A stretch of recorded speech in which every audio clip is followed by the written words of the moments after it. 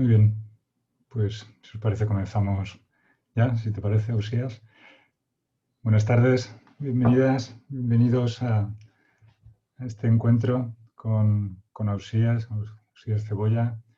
Él es doctor en psicología por la Universidad de Valencia, donde imparte docencia e investiga sobre todo, ¿no? Porque Ausías es uno de los, sin duda, principales referentes en España en cuanto a investigación sobre mindfulness.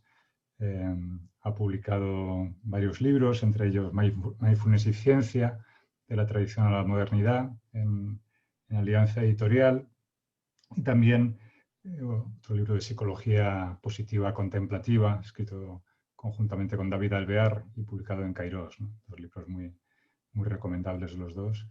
Y bueno, simplemente decir eso, que en Baraca pues siempre hemos estado muy orgullosos de contar con Ausías y con su sabiduría. Es la prueba viviente de que juventud y erudición pueden ir de la mano. Así que, sin más, venerable Ausías, te dejo. Tienes el micro apagado. Te dejo el micro para ti. Tienes el micro apagado, Ausías.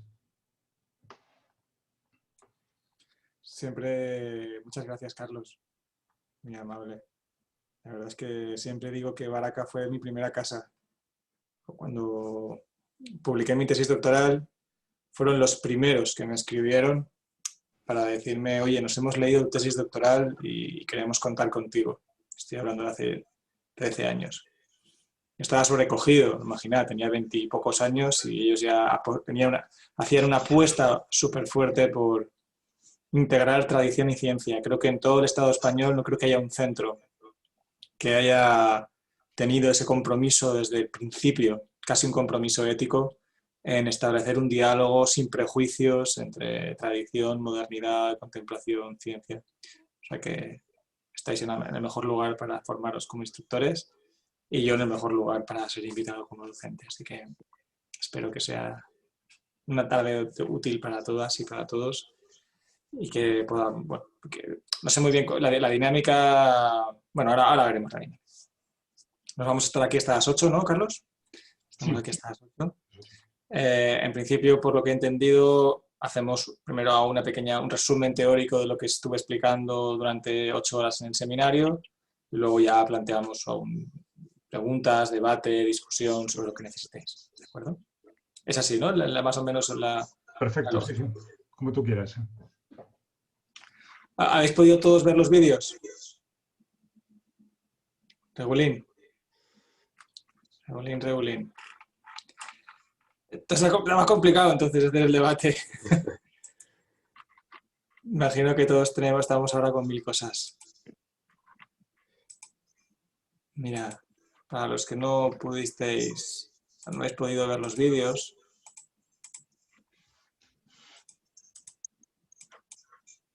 ¿veis las diapositivas ahora? Sí. Esperad que si no, no os veo a vosotras. Bueno, la lógica del seminario que yo normalmente llevo a Baraca es la de dar una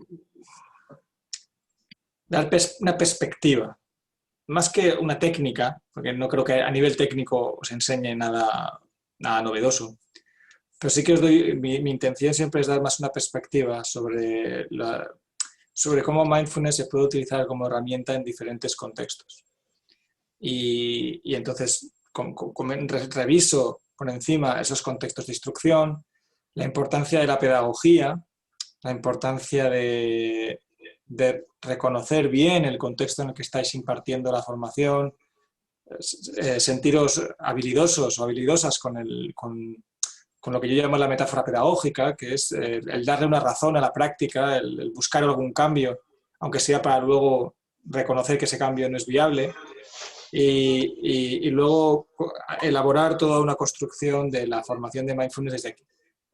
Luego os explico el contexto del que yo soy especialista, que es el contexto clínico. Entonces, Si queréis hacemos un poco un repaso rápido de los contextos y luego entramos. Si queréis podemos hacer como media hora por ahí larga de presentación y luego dejamos a última hora para preguntas o debate, o la realidad que queráis, ¿eh? O sea, también depende de si tenéis esas preguntas ya formuladas o si os apetece más simplemente escucharme. En fin, yo estoy abierto a lo que necesitéis. Como os decía, ¿no? La escuela de Baraca tiene unas particularidades y es una escuela muy, muy transteórica, que hay personas que sois profesionales de la salud, otros sois profesores, otros sois profesionales liberales, otros sois profesores de yoga.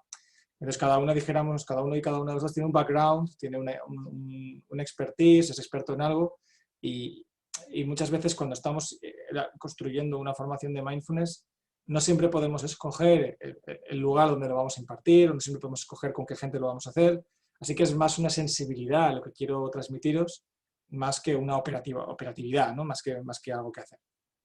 Entonces empezamos la sesión explicando qué era aplicar mindfulness en contextos clínicos, luego os presentaba un poquitín por encima, de una manera muy superficial, psicopatología de la ansiedad y la depresión, sobre todo para que entendáis como instructores qué puede haber detrás de algunas personas en un grupo que tienen muchas dificultades. Sobre todo se visibiliza la dificultad. El tratamiento de la ansiedad, porque es eficaz mindfulness, y sí que dedicamos bastante espacio a revisar los mecanismos de funcionamiento de mindfulness a nivel psicológico. Y luego, por último, expliqué el protocolo más reconocido en el ámbito científico de mindfulness, que es la terapia cognitiva basada en mindfulness, que es la que se utiliza en el sistema público de salud, al menos en el Reino Unido. ¿Vale? Como os decía, este seguramente es el aspecto más polémico de lo que vengo a contaros. Es esta separación entre contextos de enseñanza. Y la importancia de reconocer esos contextos y seguramente ahí también ubicaros cada uno de vosotras y vosotros en qué contexto estáis y desde dónde queréis crecer en ese contexto o si queréis cambiar de contexto, claro. Como os decía, está el contexto clínico, que es el uso de mindfulness en un contexto psicopatológico, un contexto psicoterapéutico. Personas que tienen una demanda, una construcción de la demanda clínica.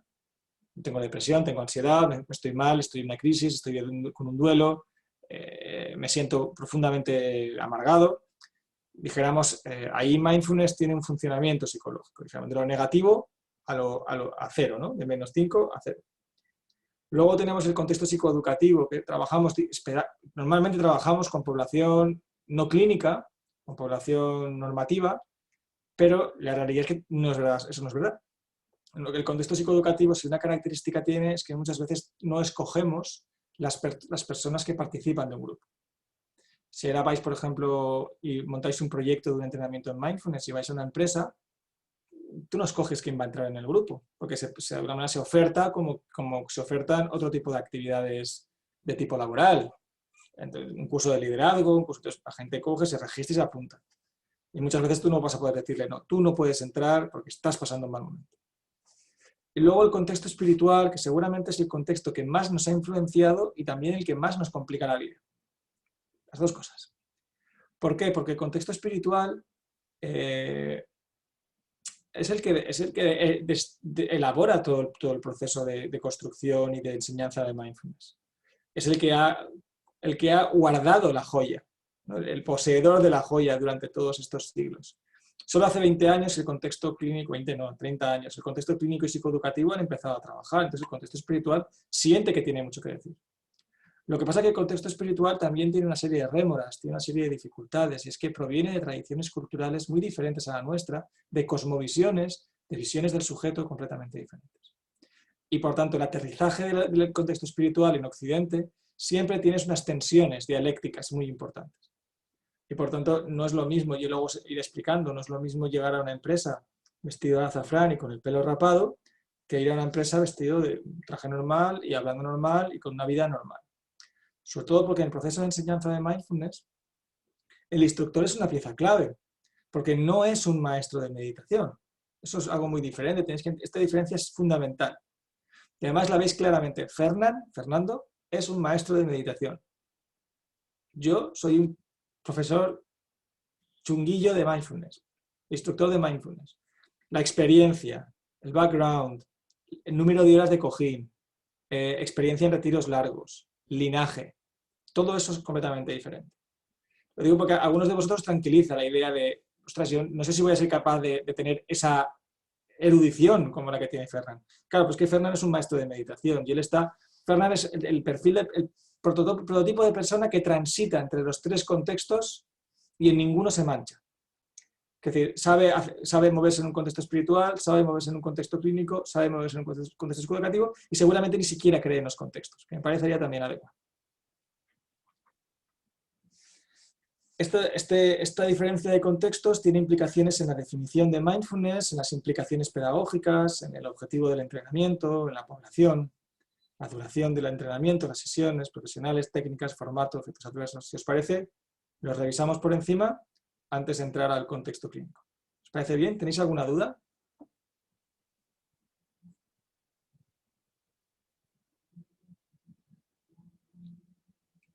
Muy bien.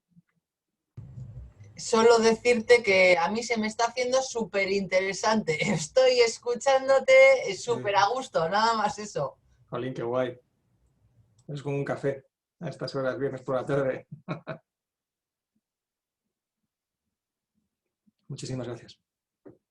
Bueno, si os fijáis, el constructo mindfulness es un constructo, no voy a decir líquido, es un constructo que los límites de lo que llamamos mindfulness se desdibujan. De hecho, constantemente tenemos que explicar, no, esto no es exactamente mindfulness, no, esto sí, ¿no? Es una cosa que a veces se nos escapa de las manos. De hecho, en la mayoría de grupos de protocolos de mindfulness, explicamos mindfulness por su antónimo. Tenemos que explicar lo que no es mindfulness. Cuando estamos hablando de un protocolo MBSR o MBCT, lo primero que hacemos es lanzar una metáfora pedagógica y explicar, bueno, ¿alguna vez habéis estado por la calle conduciendo y de repente llegáis a un lugar y no sabéis dónde estáis? ¿Alguna vez habéis comido sin daros...? No, ponemos una cantidad de ejemplos para que la gente se sienta referenciada. Sí, sí, sí, eso me pasa a mí. Y decimos, vale, esto es lo contrario de mindfulness. Todo el mundo lo entiende. Ahora voy a explicarte mindfulness. Nadie lo entiende. ¿Por qué? Porque en realidad la definición de mindfulness tiene muchas implicaciones de estado de conciencia, de comprensión, de awareness, y por tanto es una definición que requiere de práctica y experimentación para su comprensión. La capacidad de estar en el presente, aspectos atencionales, control a divagar mental, bienestar psicológico. Esta es la definición que utilizamos de mindfulness en un contexto psicoeducativo. La manera en la que lo transmitimos.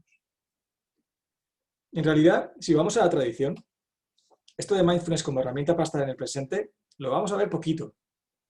Lo vamos a ver poquito. Sobre todo, vamos a entender más mindfulness como un aspecto atencional, como la capacidad de sostener atención, como la capacidad de ser más consciente. Pero el aquí y ahora no se suele utilizar porque en realidad este conflicto del aquí y ahora es muy occidental, es muy nuestro. Os aseguro que en los tiempos de Buda, el futuro o el pasado, los tiempos biográficos estaban desdibujados. No había esa necesidad de estar constantemente viviendo en el futuro, preveyendo el futuro. Es algo muy occidental. Y por tanto lo tenemos que traducir a nuestro contexto, sobre todo porque lo tenemos que traducir de manera que la gente que está delante de nosotros lo comprenda y crea que es capaz de desarrollarlo. Es decir, la persona que se apunta a un grupo de mindfulness, a no ser que estéis en un contexto de escuela de mindfulness, la mayoría de la gente no quiere ser meditadora. No tiene ningún interés en ser meditadora. Ningún interés. Si voy a un hospital, si voy a un centro, la gente se apunta ahí y empezamos y la gente dice, hostia, pero esto es así, yo no tengo ganas de hacer, no tengo muchas ganas de hacer lo que me estás proponiendo. Insisto, depende del contexto en el que os mováis. Esto es seguramente el mayor reto que tenemos como instructores. Y esto es lo que jamás en la tradición contemplativa se tuvieron que encontrar con ese reto. La tradición contemplativa solo aprende a meditar aquel que puede aprender a meditar. Aquel que quiere aprender a meditar. Ni se le ocurre a nadie enseñar a meditar a alguien que no quiere. Nosotros, ese ejercicio de pedagogía que hemos hecho los occidentales es un gran esfuerzo intelectual, técnico, sociológico para hacer este paso con todas las tensiones que eso implica. En un contexto clínico hablamos de una habilidad psicológica que es incompatible con un proceso psicopatológico, como un antídoto. como hay un funcionamiento psicológico de sufrimiento, seguramente no hay, es una dimensión, estoy hablando de dimensiones, no de categorías, entre el psicoeducativo y clínico. No es que el psicoeducativo estén poco felices, sean estupendos y todo les vaya bien, obviamente, el sufrimiento es el mismo. Simplemente hay una intensidad. Y luego veréis lo importante que es entender esto, porque el sufrimiento vinculado a procesos psicopatológicos también tiene afectación en la manera en la que comprendemos la mente. La psicopatología afecta sobre el funcionamiento ejecutivo, afecta sobre la atención. Por tanto, cuando estoy en un momento realmente agudo de un sufrimiento humano, seguramente también tengo dificultades para comprender, para atender, para motivarme para la práctica. Y eso sí que tiene el impacto. Por más que a lo mejor la podamos entender como una dimensión. Se habla de regulación emocional. Y luego, cuando hablamos de contexto espiritual, se entiende mindfulness como claridad de mente, familiaridad con la propia mente. Mindfulness como medio o como estado mental para la práctica meditativa, componente ético. Y ahí ni siquiera ellos se pusieron de acuerdo. Ni siquiera el Mahayana, el Paramitayana y el Theravada se aclaran con lo que es mindfulness. Imaginad nosotros, si en 2500 años no se han aclarado bien sobre dónde están los límites de las cosas, nosotros esa dificultad la tenemos multiplicada por 1000. Curiosamente, practicar mindfulness no es lo terapéutico en un grupo psicoeducativo, igual que en un clínico. Es decir, lo transformador no es practicar mindfulness, no es aprender mindfulness. La transformación es el transformador, el agente activo, el principio activo, como los fármacos, el principio activo del cambio, es el trabajo con los objetos de observación que tengo en la práctica de mindfulness. O sea, mindfulness es una gran lupa que me permite ver, pero lo terapéutico no es ver, lo terapéutico es elaborar y trabajar aquello que veo. Con lo cual, los obstáculos de la práctica o el proceso de indagación es el objeto de cambio, no la práctica per se. La práctica per se puede ser muy potente, pero en este contexto, sobre todo el agente del principio activo es el proceso de indagación. Esta revisión sistemática de la experiencia del meditador mientras practica. En un clínico es exactamente lo mismo. Lo que pasa es que los obstáculos que nos encontramos, las dinámicas de experiencias que nos encontramos pueden ser mucho más complejas. Y pueden ser mucho más floridas que cuando hablamos de un contexto psicoeducativo. Y por eso luego propongo que el contexto clínico solo puede ser gestionado por profesionales de la salud que sepan manejar eso. Y luego en el contexto espiritual hay un aspecto clave que me enseñó mi maestro y es la idea del karma. Y esta idea es fundamental. Y es que solo puedes ver aquello que tu karma te permite ver. Entonces yo no tengo que indagar nada. Yo no hago si yo soy maestro, maestro no hace una revisión sistemática de la experiencia. Te la haces tú solo en tu casa y podrás ver aquello que tu karma te permite ver. Siempre cuento el ejemplo, si veis el vídeo lo pondré, que hice un grupo de Zen laico, empecé con el Zen laico y la maestra que me enseñó, el primer día me pone un cojín cara a la pared y me dice 40 minutos mirando la pared, deja los ojos medio abiertos y ya te bañarás. Y bueno, yo pude mantenerme porque soy muy obediente y la idea es que ese tipo de experiencias tienen como objeto el insight, es decir, la persona encuentra por sí misma la respuesta a sus preguntas, pero no hay nadie que le guíe en el proceso de descubrimiento. No hay una enseñanza per se. Hay un insight, hay una comprensión intuitiva sobre lo que es la meditación, sobre lo que tengo que hacer, sobre lo que tengo que practicar y sobre lo que tengo que observar. Pues por eso digo que la tradición espiritual tiene ese punto. De hecho, cuando he hablado con algún maestro cristiano de meditación, como ellos entienden la meditación como mística, como un aspecto de la mística, ahí no hay nada que guiar. Es la conexión con Dios y la representación de Dios en silencio. Y lo que emerja de ahí es lo que Dios quiera que salga. Claro, nosotros en un contexto, imaginaos, yo en un hospital no puedo hacer eso, ¿no? Yo no puedo delegar a que las personas a través del insight o del karma encuentren sus respuestas. Sobre todo porque me quedo solo. Porque la gente no quiere ser meditadora. La La gente quiere estar bien. Perdona, Usías, y el autoconocimiento como contexto espiritual no entra como una vía de autoconocimiento, conocimiento psicológico y conocimiento del ser, ¿no? De lo más auténtico de uno mismo. Claro, sí, pero el autoconocimiento ya es per se bastante espiritual. ¿Perdón? El de autoconocimiento ya es una demanda muy espiritual.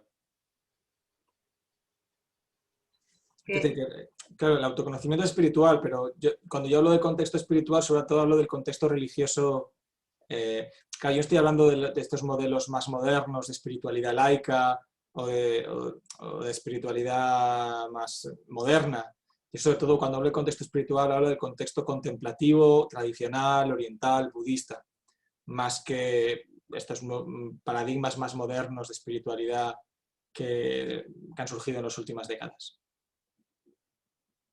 Pero podría entrar ahí dentro, pero sobre todo lo importante es que eso no es psicoeducativo. Psicoeducativo es que yo aprendo mindfulness para gestionar una habilidad, para mejorar algo. No porque ya la idea de conectar con el ser ya es una teoría que no todo el mundo comparte. Que hay un ser verdadero con el que tengo que conectar, eso ya implica espiritualidad.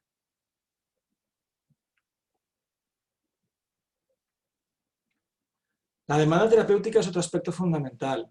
Y es que, fijaos, la demanda terapéutica es la razón por la cual la persona se interesa por la práctica o acude a un entrenamiento. Si os fijáis, mindfulness para reducción de estrés. O sea, es la marca top de mindfulness en Occidente. Si alguien dice mindfulness, ¿para qué sirve mindfulness? El 80% dice para reducir estrés. Pero la realidad es que mindfulness no sirve para reducir estrés. Mindfulness no sirve directamente, no es mindfulness y estrés. Mindfulness sirve para aumentar la capacidad de escoger no estresarte. Pero si te escoges estresarte, no va a servirte. Mindfulness aumenta la conciencia y se presupone que a mayor conciencia decidirás estresarte menos. Pero el caso es que cuando vienen las personas, de alguna manera les tenemos que ofrecer un modelo de cambio.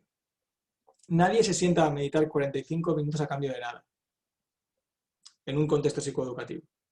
En un contexto espiritual seguramente sí, porque ya hay una teoría del ser. Por ejemplo, la idea de que tengo un ser auténtico, un ser verdadero, que emerge desde el silencio y la tranquilidad y por tanto la meditación me va a ayudar a conectar con mi yo auténtico. Pero en un contexto psicoeducativo, que a mí realmente son los que me fascinan, porque uno de mis objetivos como divulgador de mindfulness y como investigador es que llegar a mindfulness a población que normalmente no se interesa por eso. Es decir, que hay un porcentaje de la población, 5 o 10%, que le gusta todo esto. Solo hay que ir a la librería y le gusta están los libros de mindfulness al lado de todos los de espiritualidad. Pero a mí me interesa la gente que jamás pararía en esa sección de la librería. Me interesa la gente que ese tipo de lenguaje no le interesa. Y ahí es donde yo creo que, bueno, ese es el espacio, el reto que yo tengo como profesor y como divulgador. Entonces aquí está, dijéramos aquí, el contexto de la metáfora de cambio es importante. Entonces el ejemplo que yo os ponía en seminario es, si estamos en un contexto psicoeducativo, imaginad, y en un contexto clínico. Vamos a dejarlo en un contexto psicoeducativo. Y yo oferto un entrenamiento de mindfulness a golfistas profesionales, líderes de empresa y a personas para reducir estrés. Imaginad, hago 3 cursos diferentes. El título del entrenamiento, mindfulness para reducir estrés, mindfulness para aumentar liderazgo, mindfulness para aumentar tu drive cuando juegas al golf. Automáticamente la gente se va a autorrepartir. Yo estoy estresado, yo voy a ese, yo soy el jefe de la empresa, yo no puedo ir al de estrés, yo tengo que ir al de líder, o sea, apuntar al de líder. Jamás te vas a encontrar al encargado de las fotocopias en el de liderazgo. Te vas a encontrar en el del otro. Pero la realidad es que la gente llega, se sienta en el cojín y hace exactamente lo mismo. Exactamente lo mismo, no hay ni una diferencia, esencialmente ninguna diferencia entre un entrenamiento para reducir estrés y un entrenamiento para aumentar liderazgo. Ninguna. ¿Qué cambia? Cambia la metáfora pedagógica. cambia el marco teórico, sobre el cual yo fundamento la esencia del cambio en una dirección o en otra. Si analizamos los datos de las razones por las cuales empieza a meditar la gente y las razones por las cuales continúa la gente meditando, se ve claramente. La gente empieza a meditar para aumentar, para reducir su sufrimiento. Y la gente continúa meditando para aumentar su bienestar. En algún momento del proceso se cambia, ¿no? Hay un cambio en la demanda, hay un cambio en la necesidad. Y lo mismo pasa con el entrenamiento, se engancha, ¿no? Como un anzuelo, se engancha al participante con una metáfora de cambio a la que a cierto tiempo la persona acaba renunciando. Y acaba dándose cuenta de que hay motivaciones más profundas para continuar con la práctica. Entonces, claro, en un contexto clínico, ¿qué es lo que viene la gente? Viene con una demanda psicopatológica. Estoy mal, estoy deprimido, estoy ansioso, y por tanto entendemos mindfulness dentro de un proceso terapéutico más amplio. Mindfulness se enseña en un contexto particular, en un momento particular, con una población particular, con un cuadro particular. Entonces ahí hay que ser muy justo para hacer el momento que toca, cuando toca, con la persona que toca. Y en el contexto espiritual, mindfulness sobre todo se entiende como un medio para, no es un objetivo per se.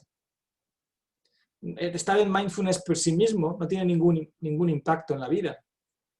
Para el contexto espiritual, mindfulness es una herramienta para aumentar la virtud, para aumentar la bondad, para trascender el yo, para encontrar la verdad. 1000 metáforas que puedes encontrar. Por tanto, no hace falta convencerme de que practique mindfulness, porque mindfulness solo es el camino para lograr algo. En la medida en la que yo sí que quiero lograr eso, yo quiero diluir mi ego, yo quiero trascender o incluso iluminarme, mindfulness es la herramienta que mi maestro me dice que practique para que lo logre. Entonces, ahí me puedo acercar a la práctica de una manera menos instrumental, ¿no? El problema de mindfulness es si lo convierto como algo instrumental. Imagino que muchos de vosotros os ponéis a practicar y decís, jo, ¿qué meditación más chunga estoy teniendo hoy?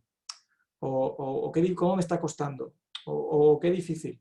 En las primeras fases de la práctica, algunos de vosotros tendréis mucha experiencia, hay una visión de la práctica como una herramienta hedónica, o sea, como algo que me tiene que dar algo a cambio. Y yo invierto 45 minutos de mi tiempo, ¿qué menos que cuando acabe me sienta mejor que cuando empecé?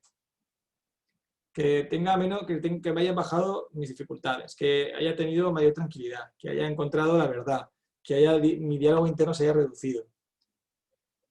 Poco a poco, si no abandonamos esta inercia hedónica de convertir la meditación en algo que está a mi servicio,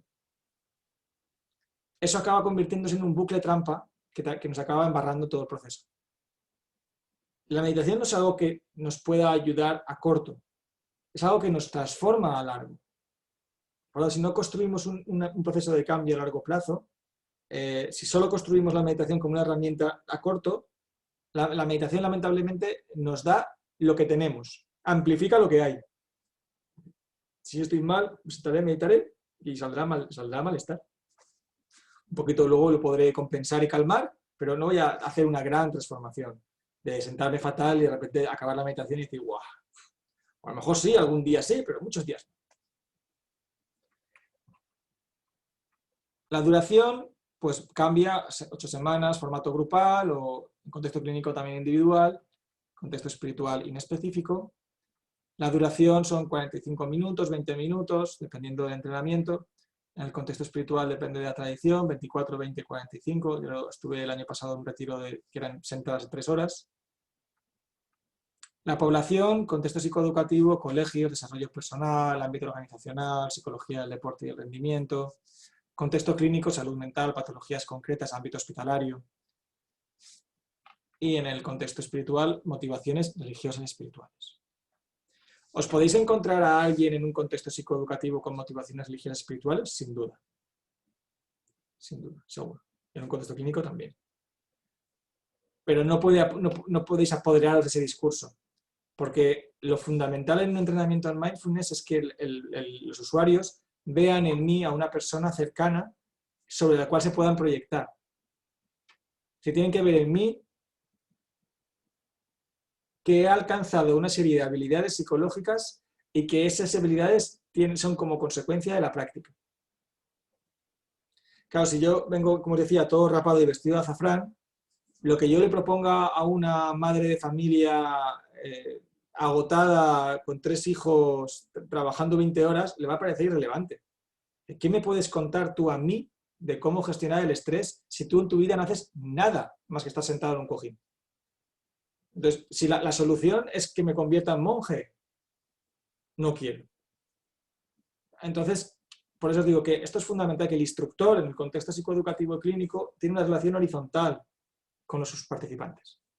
Mientras que en un contexto espiritual hay una relación jerárquica. Yo he alcanzado estados de conciencia elevados que tú.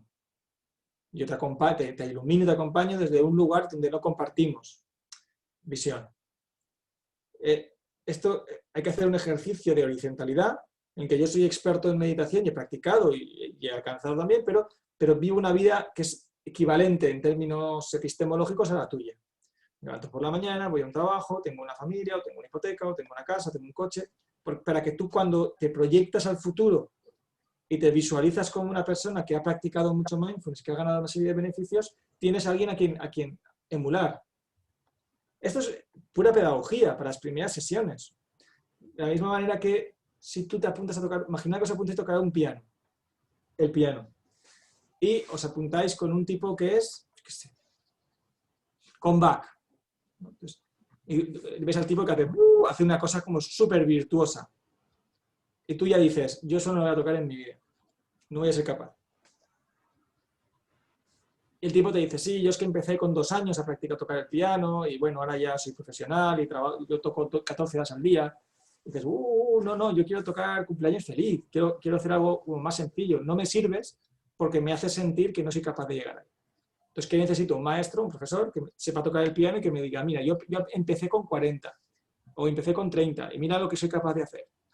Tú me gustas, ¿no? Porque tú me haces sentir que soy capaz de hacer las cosas.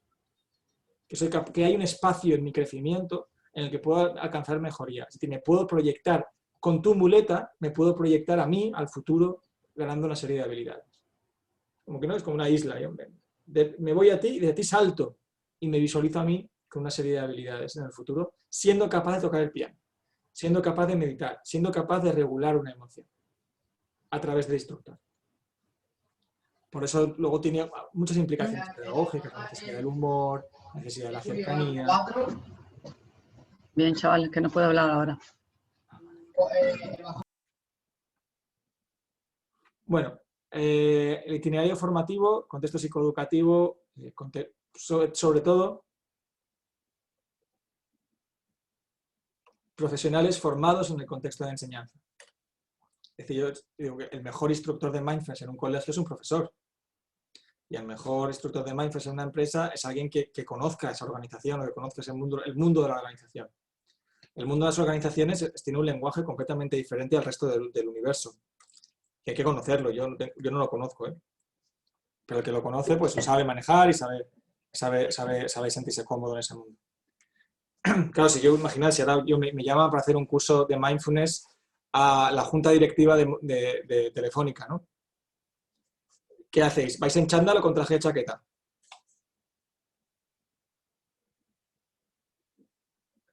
Si queréis que os vuelvan a llamar, vamos. Con traje de chaqueta. Claro, ¿por qué?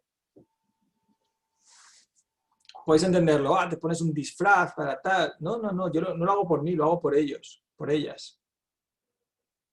Porque el traje de chaqueta me integran como instructor en su potencialidad. Entonces, esta persona tiene que enseñarme algo, puedo empatizar con esta persona que viene a transmitirme un conocimiento que yo no tenía elaborado ni construido. Y además, lo más importante es que, claro, aquí todos estos años de divulgación de mindfulness han venido muy bien, pero también les han venido muy mal. Porque se ha vinculado mucho mindfulness a contexto espiritual. De tal manera que muchas personas dicen, no, es que yo no soy espiritual, entonces a mí mindfulness no es para mí. No, es que yo no soy tranquilo, entonces mindfulness no es para mí. No, es que yo soy cristiano, entonces mindfulness no es para mí. No, es que yo... razones para no practicar. Y entonces cualquier cosa que rompa esa inercia a la hora de construirme a mí dentro de un proceso de enseñanza va a ser buena. Traje, chaqueta, chándal, no sé. En un contexto clínico, profesionales de la salud, psicólogos, psiquiatras, enfermeras de salud mental, gente formada en escuelas de psicoterapia. Y luego, además, una formación de instructores de mindfulness en contextos de salud. ¿Por qué? Porque hace falta saber gestionar un grupo que está en un momento muy, muy peleagudo, hace falta comprender cómo funciona la mente humana en un proceso de crisis y hace falta también entender muchos aspectos de psicología básica de cómo funciona. Y luego el contexto espiritual dependerá del linaje. Aquí ha habido un movimiento muy interesante en los últimos años de cómo el contexto espiritual ha ido viendo que se le comía el terreno. Claro, antes en un contexto espiritual, para ser instructor de mindfulness, tenías que ser monje, ¿no? O sea, si te vas al Zen, si te vas al tibetano, a nadie se le ocurriría que una persona que no es monje pueda enseñar a meditar. Pero la realidad es que sí que lo hacen, porque lo hacemos todos. Entonces se han dado cuenta y están elaborando formaciones para laicos como instructores de meditación. Por ejemplo, en el Estado español, el linaje Sakya, que está ahí en Alicante, en Pedreguer, ellos tienen una formación de instructores en el que no hay que ser ni budista. Y en la tradición Zen, Soto Zen, que está aquí en Valencia, en el interior, con Dokusho Villalba, ellos tienen una formación de mindfulness basada en el modelo budista y también lo mismo, es una formación de mindfulness para personas que no tienen por qué ser ni budistas ni mucho menos monjes. Así que ahora realmente en el contexto espiritual también está mucho más abierto la posibilidad de formarse. Respecto a técnicas, el psicoeducativo y el clínico prácticamente son las mismas. Seguramente en el clínico el proceso de enseñanza es mucho más lento y hay mucha más, se incide mucho más en la parte de autorregistros, en la parte de revisión de la experiencia. Y en el contexto espiritual hay miles de prácticas. Y cuando digo miles de prácticas. Siendo mindfulness prácticamente el 5% de todo el volumen de prácticas meditativas que se practican.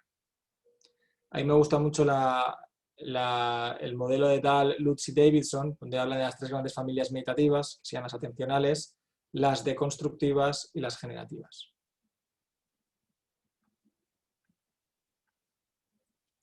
En un contexto psicoeducativo, los efectos adversos no son esperables ni deseables. Aquí separo entre deseabilidad y esperabilidad. Es decir, que estos son factores diferentes. Una cosa es que yo no lo espere y otra cosa es que yo no lo quiera.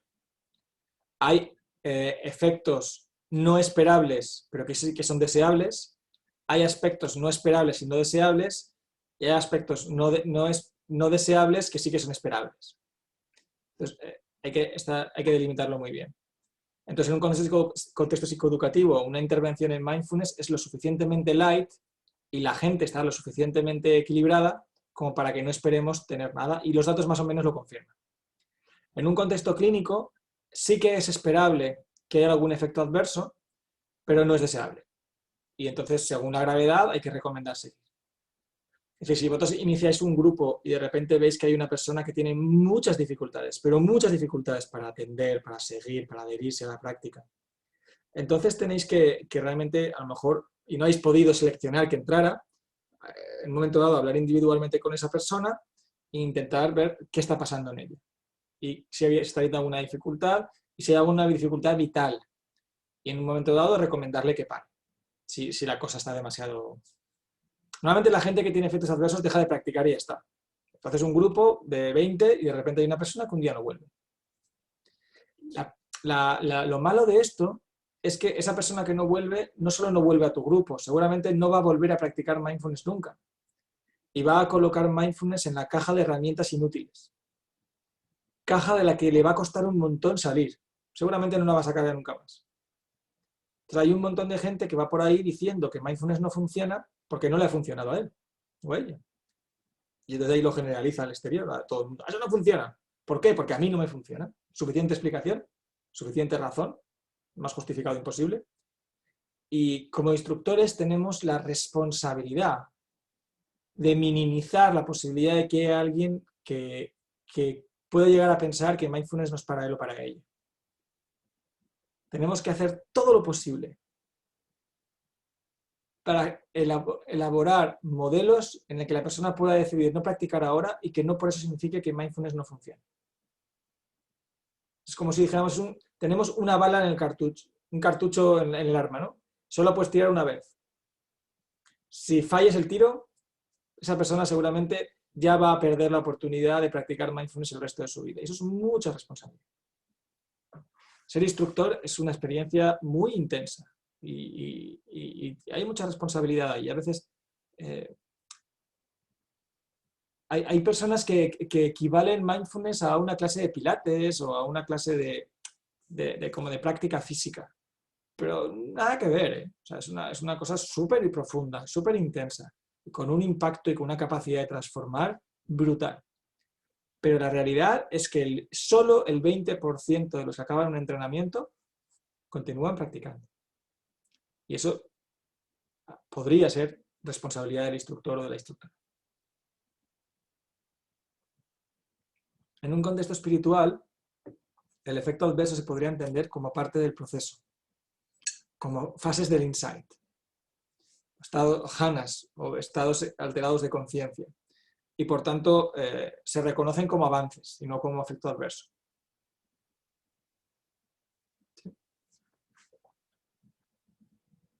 Entonces, en resumen, es la importancia de cuidar los contextos, la importancia de saber derivar cuando veáis una persona que tiene dificultades, la importancia de saber identificar intrusismo, saber identificar si hay una persona que está jugando a esos contextos de una manera mezclando cosas. La idea de que podemos introducir ética en contextos clínicos y psicoeducativos, de que todavía podemos impregnarnos mucho más de enseñanzas espirituales y secularizarlas. La idea de la profesionalización del instructor o de la instructora, teniendo en cuenta que un instructor de mindfulness como profesión no tiene ni 20 años. Como profesión secular, como profesión laica, no tiene tiene 20 años. Y por tanto, la profesionalización de esto está por elaborar. Es decir, que tenemos mucho que construir entre todos los límites de la profesión, cómo se va a ordenar, cómo se va a estructurar, si no se va a ordenar al final. Y por tanto hay que tener mucho compromiso con el mensaje que dais. Porque tenéis un gran impacto, o tendréis un gran impacto en vuestro contexto, como diseminadores y divulgadores de la práctica. Luego, ¿qué pasa con la compasión y con todas las prácticas que ahora se están cada vez practicando más y que seguramente ahí son más difíciles de diferenciar entre contextos? Un poquito más difíciles. ¿Hasta aquí tenéis alguna duda?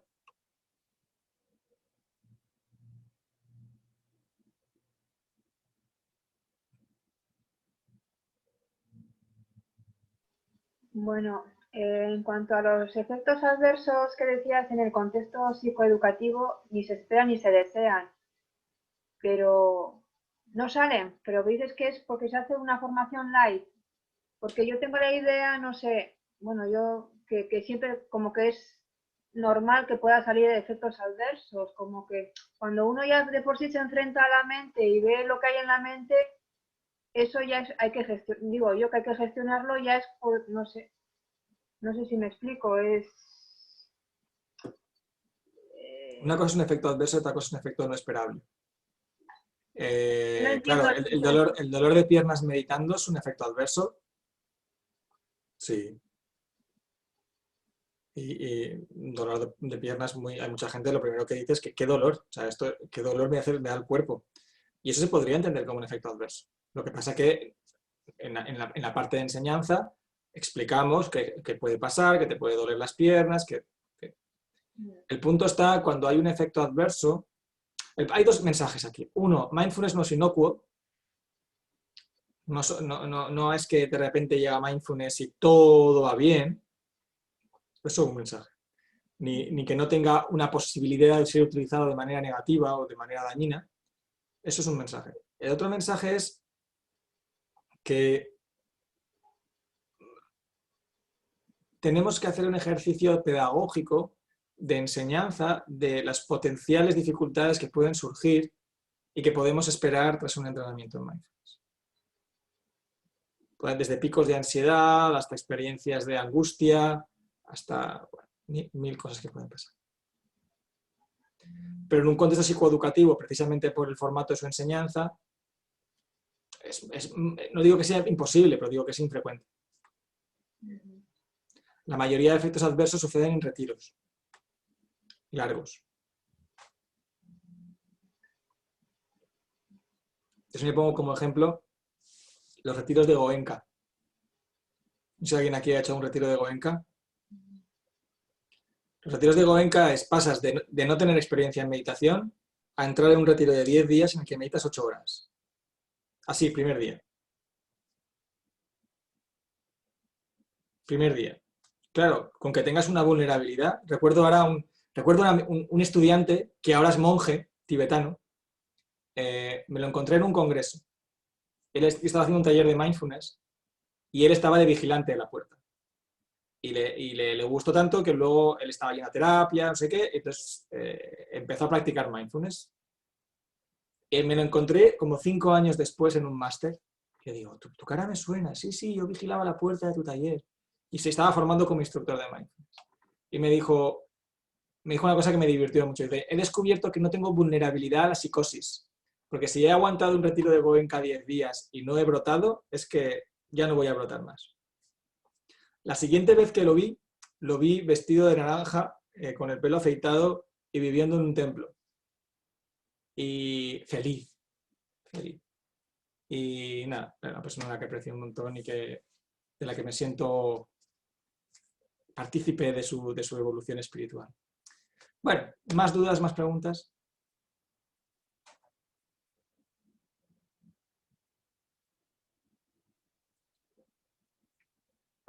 Bueno.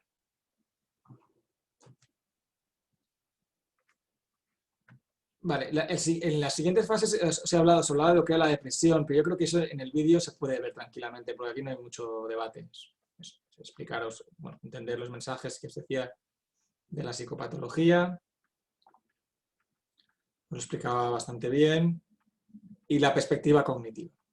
Vale, entonces, si os parece, voy a pasar ya al modelo de mecanismos, que es un modelo bastante transteórico y que yo creo que es interesante porque también facilita la enseñanza y la pedagogía de mindfulness. Y luego ya hacemos el debate, si tenéis algo que preguntarme algo. Vale, el modelo de Holsell, que es el que yo utilizo normalmente, es una autora que en el año 2011 publica un artículo fundamental en mi carrera y en la comprensión de mindfulness, que se llama ¿Por qué mindfulness funciona? Y hace una selección de todos los estudios neurocientíficos que había hasta el momento y propone 5 grandes mecanismos. La regulación de la atención, la conciencia corporal, la regulación emocional, revalorización, la regulación emocional, exposición, extinción y reconsolidación, y los cambios en la identidad o los cambios en el ser. Y si os parece, ahí tenéis un poco un resumen, pues si os parece vamos a ir navegando por estos mecanismos y entendiéndolos. La atención, ¿no? La atención es la puerta de entrada a la práctica de mindfulness. No es el único ingrediente, seguramente es el más importante, pero desde luego es el que más explicita y la primera dificultad que emerge tiene que ver con este mecanismo.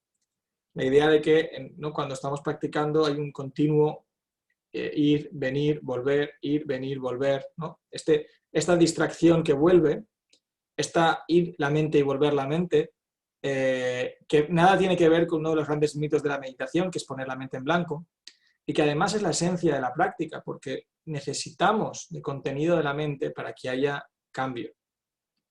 Yo siempre pongo el ejemplo de imaginar que yo vengo aquí y os enseño una meditación para entrar en un estado no dual en el cual en la mente ya no hay contenido durante 1 hora.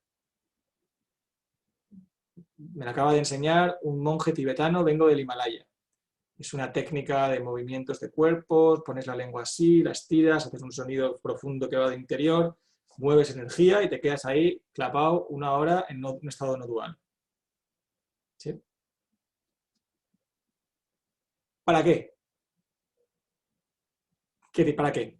¿Qué impacto va a tener eso en un contexto psicoeducativo o clínico? Ninguno. Eso tiene un sentido en un contexto espiritual, pero en un contexto clínico psicoeducativo no va a transformar, porque las personas necesitan transformar su mente cotidiana, no su mente sublime o su mente extraordinaria. No sé si había un audio hace un tiempo que corría mucho. Tú, Carlos, no sé si lo llegaste a oír. Lo del taxista iluminado. ¿Eso lo llegaste a oír? No me suena. Es un monólogo de la radio de alguien un taxista que se ha iluminado y que está súper arrepentido porque entra una cliente al taxi y le dice, llévame hasta calle o hasta avenida. Y el taxista le dice, pero ¿para qué le voy a llevar si ya estamos ahí? Entonces se empieza a generar, es súper divertido. Y entonces le dice, no, es que he estado en un retiro, me he iluminado y ahora, claro, estoy conectado con el cosmos y con el universo y ya no te puedo llevar a ningún lugar en el taxi, ¿no? Y entonces, bueno, es un poco de humor, pero ya se habla en la tradición de después de la iluminación la colada. Es decir, la idea de que tenemos que dar herramientas que sean útiles y que estén asentadas sobre un modelo de mecanismos de cambio. Por tanto, yo insisto, en el contexto psicoeducativo clínico, no buscamos que la persona se deshaga de sus estados mentales, sino que los comprenda. Atención no solamente la capacidad de captar la mirada en uno de varios aspectos de la realidad y prescindir de los restantes, sino tomar posesión por parte de la mente de forma clara y vívida de una entre los varios posibles objetos de pensamiento que aparecen simultáneamente. Su esencia está constituida por focalización, concentración y conciencia. Esto es William James, siglo XIX, padre de la psicología. Que la atención no solo es una gestión de la mente, la atención es la capacidad de seleccionar, de discriminar entre los objetos burdos y los objetos sublimes. ¿Vale? Mindfulness no es aséptico. Mindfulness es una herramienta que me permite discriminar entre aquello que me sienta bien y aquello que no me sienta bien. Nadie gana en atención para no hacer nada. Si tú puedes atender, ¿a qué atenderás? Pues a lo que te sienta bien, a lo que te haga ser feliz, a lo que te haga disfrutar. Y entonces, cuando estamos practicando mindfulness, no es verdad que estamos en el presente aquí y ahora y eso es lo terapéutico. Solo hay que ver análisis cualitativo de eficacia de mindfulness. Pocas veces la gente dice, mindfulness me funciona porque me sirve para estar aquí y ahora. No. La gente normalmente dice, mindfulness me sirve porque me ayuda a cuidarme. Y eso ya es ético. Y eso ya es el uso de mindfulness para discriminar entre lo que me sienta bien y lo que no me sienta bien, entre lo bueno y lo malo, entre lo burdo y lo sublime. Por lo tanto, atención es el primer nivel de interacción, el cultivo de la atención, shamatha, samadhi, dharana. Fundamental un buen entrenamiento antes de entrar en otro tipo de meditaciones. Por eso si cogéis un protocolo de mindfulness veréis que las primeras 3-4 sesiones es súper atencional. Porque es el mínima capacidad de sostener la atención, el objeto atencional, sin distracción. Pero no porque eso sea bueno per se, sino porque luego necesito profundizar y para eso necesito tener la capacidad de sostener. Si miro algo que no para de moverse, que no para de distraerse, pues no lo puedo ver con detalle. Y al final lo que quiero es entrar en mi mente y comprenderla y observarla. Y para eso necesito que mi mente esté calmada. No porque me dé gustito estar calmado. Que esta es la diferencia entre lo hedónico y lo eudaimónico. No es porque, ay, qué bien, mi mente está calmada. Sino porque si no está calmada no puedo mirarla. Pero yo puedo estar calmado mirando la agitación. Hace falta un poco más de experiencia, pero ¿puedo mirar mi agitación de manera calmada? Claro. Es la recta atención en el noble octuple sendero. Y sabemos que la práctica continuada aumenta las tareas de atención, aumenta la capacidad de mejorar el sostenimiento del objeto mental, la vuelta de atención al objeto mental y la competición entre objetos mentales. Cuando estamos meditando, imaginad que esta es la respiración. Yo lo quiero sostener. Y esto es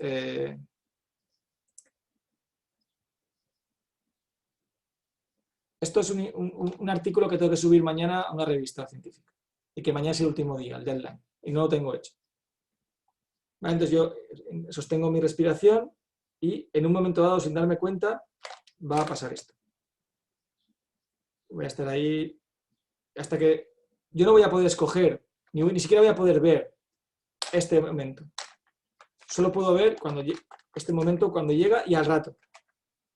ostras, y digo, ostras, esto no es la respiración. ¿Vale? Entonces, lo que hago es, de nuevo, volver el objeto mental a la respiración. Pero claro, estos objetos son muy diferentes en sutilidad, en intensidad y sobre todo en emocionalidad. Este implica miedo y por tanto mi mente, como quiere sobrevivir, va a tener más tendencia en convertirlo en un objeto dominante. Pero yo quiero que el dominante sea este, que es inerte, que no tiene ningún tipo de, al principio sobre todo, no tiene ningún tipo de riqueza.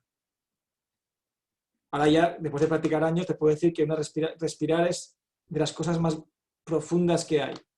La cantidad de sensaciones, la cantidad de cosas que pasan en la respiración, es precioso. Pero el primer día que practiqué, nada. Entonces, hacer este ejercicio requiere un gran coste cognitivo. Pero conforme más lo practico, ¿no?, menos coste cognitivo va a tener convertir en dominante lo subdominante. ¿No? Al principio puede haber como cierta tensión ahí entre objetos. Y poco a poco, desde la calma, la observación y la autocompasión, voy a ir logrando que este objeto mental lo sostenga sin agotarme. Y esto es un poco lo que hacemos con la práctica de atención. Pero el objetivo no es tener aquí un objeto y no moverlo. Es tener un objeto y luego poder investigar. La esencia del Vipassana. Lo que plantea Tang como objetivo temprano, donde implica un uso de la control atencional, intermedio y estadios avanzados donde apenas hace falta esfuerzo en el aspecto atencional. La conciencia corporal es el segundo de los mecanismos.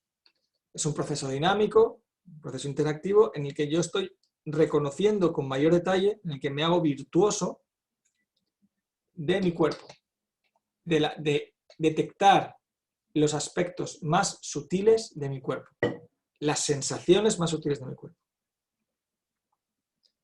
Fijaos, esto es Satipatthana Sutta. En un momento del texto le preguntan al Buda: oye Buda, ¿qué hacen los monjes morando debajo del árbol? Todo el día ahí sentados. Y él dice: los monjes moran contemplando el cuerpo como cuerpo. El monje va al bosque, al pie de un árbol, una choza vacía, se sienta. Ten en cuenta que esto es un lenguaje oral, entonces es muy repetitivo. Es un lenguaje en que constantemente se repiten las frases para que la gente las memorizara. Entonces, de esta manera, mora contemplando el cuerpo como cuerpo internamente o mora contemplando el cuerpo como cuerpo externamente. Pero lo interesante de aquí es mora contemplando la naturaleza del cese en el cuerpo. O mora contemplando ambas cosas, la naturaleza del surgimiento y la naturaleza del cese. Esto es la esencia de mindfulness. El tablero de juego donde se practica el juego de mindfulness es el cuerpo. Lo que vamos a hacer en mindfulness en realidad con la conciencia corporal es detectar los principios somatosensoriales que están explicando la experiencia psicológica. Es decir, cada pensamiento es lo más fácil de detectar para nosotros, porque somos seres muy cognitivos. Pero cada pensamiento, si pudiéramos verlo, tiene un hilito atado a una sensación, a una experiencia somatosensorial. Sensación en el cuerpo, sensación de tono afectivo, sensación de frío, calor. Entonces lo que intentamos hacer es, solo me sale en catalán, es brinar, descubrir esta relación somatosensorial con la cognición para darle más profundidad y complejidad a mi experiencia. Y sobre todo porque es mucho más eficaz en términos coste-efectivos solucionar el sufrimiento en su origen, en aquello que lo sostiene. La diferencia entre un pensamiento negativo que me creo y un pensamiento negativo que soy capaz de dejar pasar es el correlato somatosensorial. Lo que lo convierte en real es el impacto que tiene el pensamiento sobre mi cuerpo. Y por tanto, cada vez que yo hago conciencia corporal, estoy de alguna manera limpiando el cristal en el cual veo la realidad. Y además es esencial para los siguientes niveles de regulación emocional porque necesito detectar en mi cuerpo los brotes de la experiencia. Antes de que se construyan, antes de que se configuren, antes de que se elaboren, yo ya necesito detectar que hay algo que está empezando a emerger. dentro de mi cuerpo y que se va a convertir en una emoción. Por ejemplo, se ha visto cómo predice ajuste introspectivo, la capacidad de detectar y discriminar entre sensaciones físicas. También se ve cómo aumenta la postura corporal, también afecta a la... Esto lo explico mejor en el vídeo. La conciencia corporal aumenta la capacidad de estar... Afecta a la cognición, es decir, una postura corporal expansiva facilita que yo me sienta el acceso a pensamientos positivos, mientras que una encorvada facilita el acceso a pensamientos negativos. O también la empatía. Movimientos de cabeza, por ejemplo, eso es lo que se llama teoría de embodiment. Lo que propone la teoría de embodiment es que el cuerpo participa de la cognición a través de postura, movimientos y conciencia, y por tanto el cuerpo puede alterar o modular la respuesta psicológica y emocional. Y este paradigma, además, le da una cobertura como muy científica a la eficacia de yoga, más allá del modelo energético de chakras. Parecería que el yoga sí que podría estar alterando procesos cognitivos profundos, generando un lenguaje corporal que es incompatible con determinados patrones cognitivos. De tal manera, si yo os voy a contar algo que os interesa un montón, lo más probable es que corrijáis postura, que os pongáis rectos y que queráis entenderme. En cambio, si estáis aburriendo, pues lo más probable es que os vayáis bajando y poniendo una postura cada vez más pasiva. Sí, el que sea docente lo sabe perfectamente. La postura que ponen los estudiantes cuando cuentas algo divertido o cuando no. O sea, lo sabes perfectamente si se aburren o no, aunque estén con los ojos así. Y por tanto hay determinados lenguajes corporales que son cuasi universales. Por ejemplo, la idea de que sí es este movimiento, salvo en la India, que es así, en el resto de países sí es este movimiento y no es este. Universal. Totalmente universal. ¿Qué quiere decir eso? Quiere decir que está codificado en nuestra genética o en nuestra biología. Determinados movimientos expresan determinados tonos afectivos. Y por tanto, si yo manipulo el movimiento, también puedo manipular el estado afectivo. Esto es lo que proponen estas teorías. El tercero de los mecanismos, que es regulación emocional, claro, yo atiendo al cuerpo, observo body scan, respiración, yo atiendo al cuerpo y en el cuerpo sucede la experiencia. Y la experiencia tiene un tono afectivo positivo, negativo o neutro. Y la experiencia positiva quiero apego y la experiencia negativa la rechazo. Y eso se expresa a través de la emoción.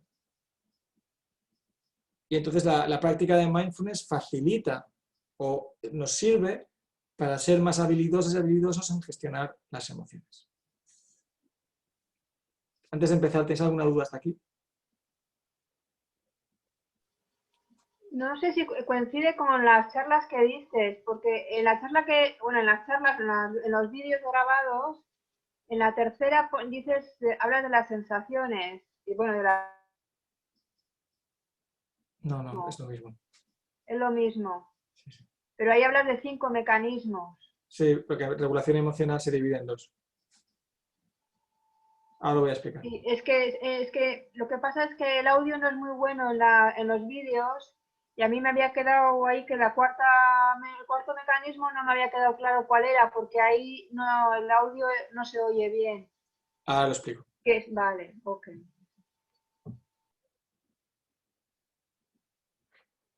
Básicamente es para que descanse un poco yo, que si podéis hacer alguna pregunta, que yo pueda beber un poco el té y... Hola, Usías. Bueno, lo primero agradecerte porque estoy aquí enganchado, pero o sea, súper interesante. Has hablado ahora de las sensaciones y cómo al identificar si nos resultan agradables o desagradables, te he entendido que se ponen en marcha las emociones y cómo se genera la relación luego con el pensamiento. Esto ya es psicología básica profunda. La verdad es que no. Aquí hay muchos modelos. La ciencia básicamente trabaja bajo teorías. Que quiero que entendáis también las limitaciones del modelo científico. Entonces tenemos teorías y luego las contrastamos con datos. Y pueden coexistir varias teorías que plantean, que reciben confirmación de sus datos. Por un lado está la gente que habla de que la experiencia es un todo y que por tanto luego la podemos llegar a deconstruir y le damos un orden, pero la realidad es que en el momento sucede todo a la vez. Entonces no hay un pez y una cola, ¿no? Hay una boca y una cola. Es decir, no es que la sensación genere la cognición, sino que la cognición y la sensación emergen y luego se retroalimentan.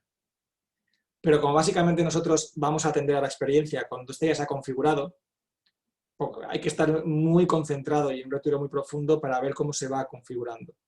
Normalmente cuando vamos a mirar ya está todo el lío montado. Y entonces cuando hacemos eso, de alguna manera podemos entrar con diferentes puertas a la experiencia. No sé, te sabría decir un modelo que me explique por qué un pensamiento aparece y no otro, es decir, que sería otro seminario, ¿no? Pero tampoco me parece útil para entender la práctica.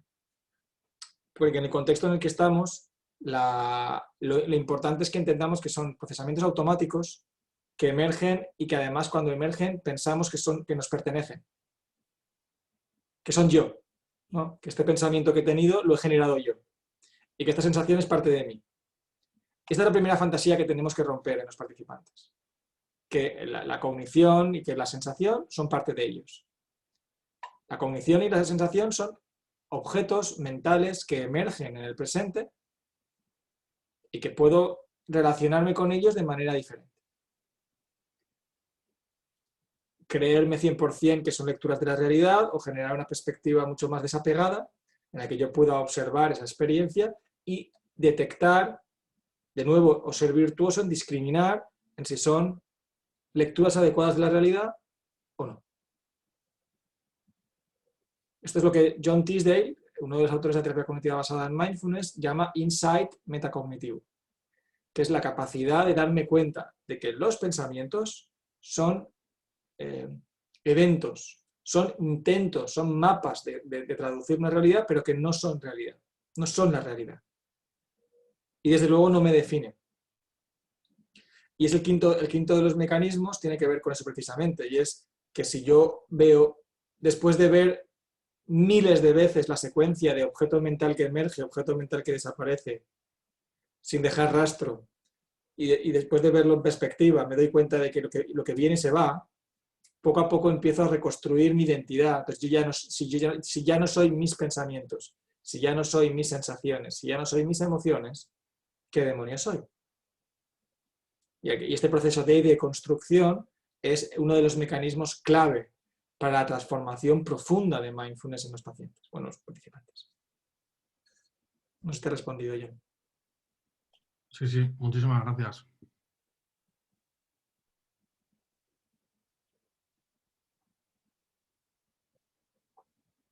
Ausías, bueno, yo quiero hacerte una pregunta, pero no sé si te la puedo hacer ahora en este momento o tengo que esperar hasta el final, porque está relacionado en que otra compañera y yo vamos a dar un curso de mindfulness para mujeres y me he visto los vídeos que has dado y bueno, me surgen unas dudas. Por un lado, son la duración de las meditaciones. En los vídeos comentas que el objetivo de la primera sesión es que vayan a la segunda y de la segunda que vayan a la tercera. Entonces, una de las dudas que teníamos una pregunta, nosotros... Isabel, una duda. Cuando hablas de un grupo para mujeres, ¿quiere decir que la condición para participar es ser mujer? Sí. ¿O son mujeres que participan de algún tipo de colectivo o algún tipo de...? No, la condición es ser mujer. Y nosotras no seleccionamos a las mujeres. La selecciona un ayuntamiento. Un ayuntamiento, vale. Vale. Sí. ¿Y cómo vais a construir cómo vais a generar la metáfora pedagógica? ¿Qué es lo que vais a ofrecer? Sí, en principio vamos a trabajar lo que es el empoderamiento femenino. Es decir, esa va a ser el hilo conductor de todas las sesiones, lo que es el enraizamiento y el empoderamiento. ¿Y cómo mindfulness va a ayudar a empoderarme a mí como mujer? Primero conociéndome, ¿no? Sí. Sí, bien. O sea, Es decir, aprendiéndome a conocer, y para aprender a conocer tengo que entrar hacia adentro, ¿no? ¿Y por qué conociéndome más voy a empoderarme? ¿Por qué conociéndome más voy a empoderarme? Me voy a conocer más y en función de conocerme, conociéndome más, voy a poder tomar unas decisiones que para mí no sean o agresivas, o es decir, voy a tomar unas decisiones y voy a ser consecuente con las decisiones que yo tome. Por lo tanto, para eso me tengo que conocer yo. Tengo que saber qué quiero, hacia dónde voy, qué estoy dispuesta a dar, qué estoy dispuesta a soltar. Voy a poner un poquitín puñetero, ¿me dejas? Sí, sí, claro. ¿Y eso no podría hacerlo sin meditar? Claro que sí. No. Si dices eso, irán al grupo de debate de al lado. Sí, pero yo entiendo que la meditación es una herramienta poderosa para poder incidir en ello. Es decir, yo hasta ahora he dado cursos de autoestima, empoderamiento, pero no he metido la meditación en ello. Solo la metí una vez en cómo crear estados creativos a través de la meditación. Entonces, sí que hemos valorado que la meditación va a servir para autoconocerse mejor. Es decir, eso es un poco la herramienta que a mí me faltaba en los trabajos que yo estaba haciendo hasta ahora. Entonces, las dudas que tenemos es en la duración de las meditaciones. Por ejemplo, en la primera, si ya ponerla de media hora, es decir, lo que es la práctica formal, hacerla de media hora para la siguiente semana, o empezaremos con la del body scan, de la primera semana a la segunda. Luego la de las sensaciones corporales de la segunda a la tercera. Luego, lo que sí he visto es que tú dices que las 4 primeras sesiones están relacionadas con la atención. Entonces, ahí teníamos dudas de si ya poner, por ejemplo, lo que podría ser una meditación de la montaña. No, eso dejarlo para más adelante. Para más adelante. Entonces, un poco, ¿cuál sería la secuencia de esas meditaciones y cuál sería la duración de las meditaciones? Para terminar, porque la idea que teníamos era de terminar con media hora, no con los 3/4 de hora.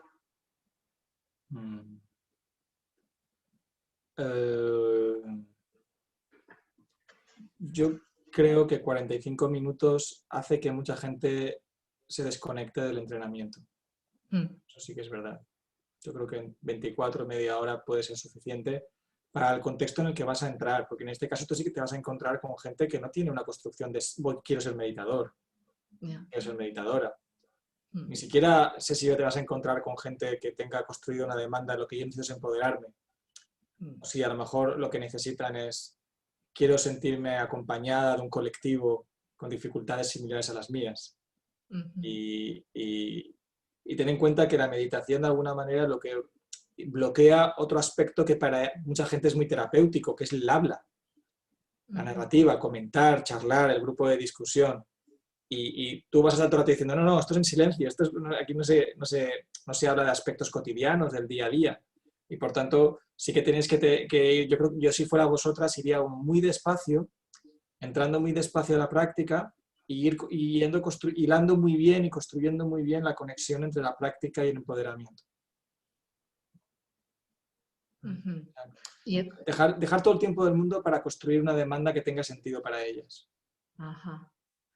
Y entonces, a la hora de proponer las meditaciones, ¿tú qué me aconsejas en duraciones? Es que no sé el contexto en el que estáis, ni qué población tenéis, ni la edad, ni si es de población desfavorecida o no, o ni siquiera sabes la población que es. No sé la razón por la que se inscriben en la formación o no. Todos esos son aspectos que hay que tener en cuenta. Esa es la diferencia entre un protocolo, MBSR lo coloco ahí independientemente del contexto en el que esté, o lo que plantea Baraka, que es aprender en mecanismos y procesos y estrategias para poder flexibilizar la intervención dependiendo del contexto en el que te enfrentes. Entonces, yo iría despacio, es decir, prácticas de media hora o media hora corta, empezaría con un body scan, que es muy hedónico, muy agradable, y poco a poco iría aumentando la profundidad, sobre todo configurando la posibilidad de que después de 8 semanas habrá otro entrenamiento un poco más avanzado, donde puedes hacer meditaciones más largas, donde puedes hacer intervenciones más potentes. Pero en este caso, como insistía, en un contexto psicoeducativo tan volátil como es, yo me apunto a mindfulness, a ver qué es. Ahí lo importante es que las personas al principio se enganchen en una práctica de manera hedónica. Y para eso tiene que ser un tiempo que ellas puedan manejar. Ajá. Vale, vale. Vale. La idea de hacer la propuesta que teníamos era hacerla gradual, empezar 10 minutos, 20 y terminar con 30. Muy bien. Sí. Y, por ejemplo, ¿qué meditaciones así me aconsejas? Porque ten en cuenta que lo importante no es la meditación, lo importante es la indagación. O sea, lo importante no es la práctica meditativa, la duración o qué técnica es si la práctica me permite entrar dentro de mí y darme cuenta de las cosas que me pasan. Si en 10 minutos no logro conseguir ver nada, pues hay que hacer 20.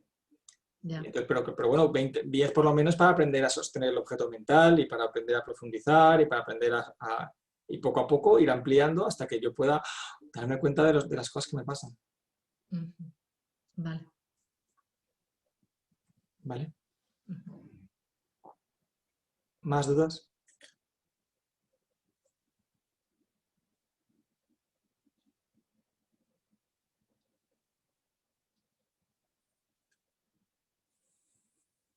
Bueno, pues ahora, como os decía, el tercer y cuarto mecanismo son 2 maneras de entender la regulación emocional. Regulación emocional se entiende a cualquier intento de alterar el curso de la emoción. No quiere decir el bloqueo de la emoción ni el bloqueo de la aparición de la emoción.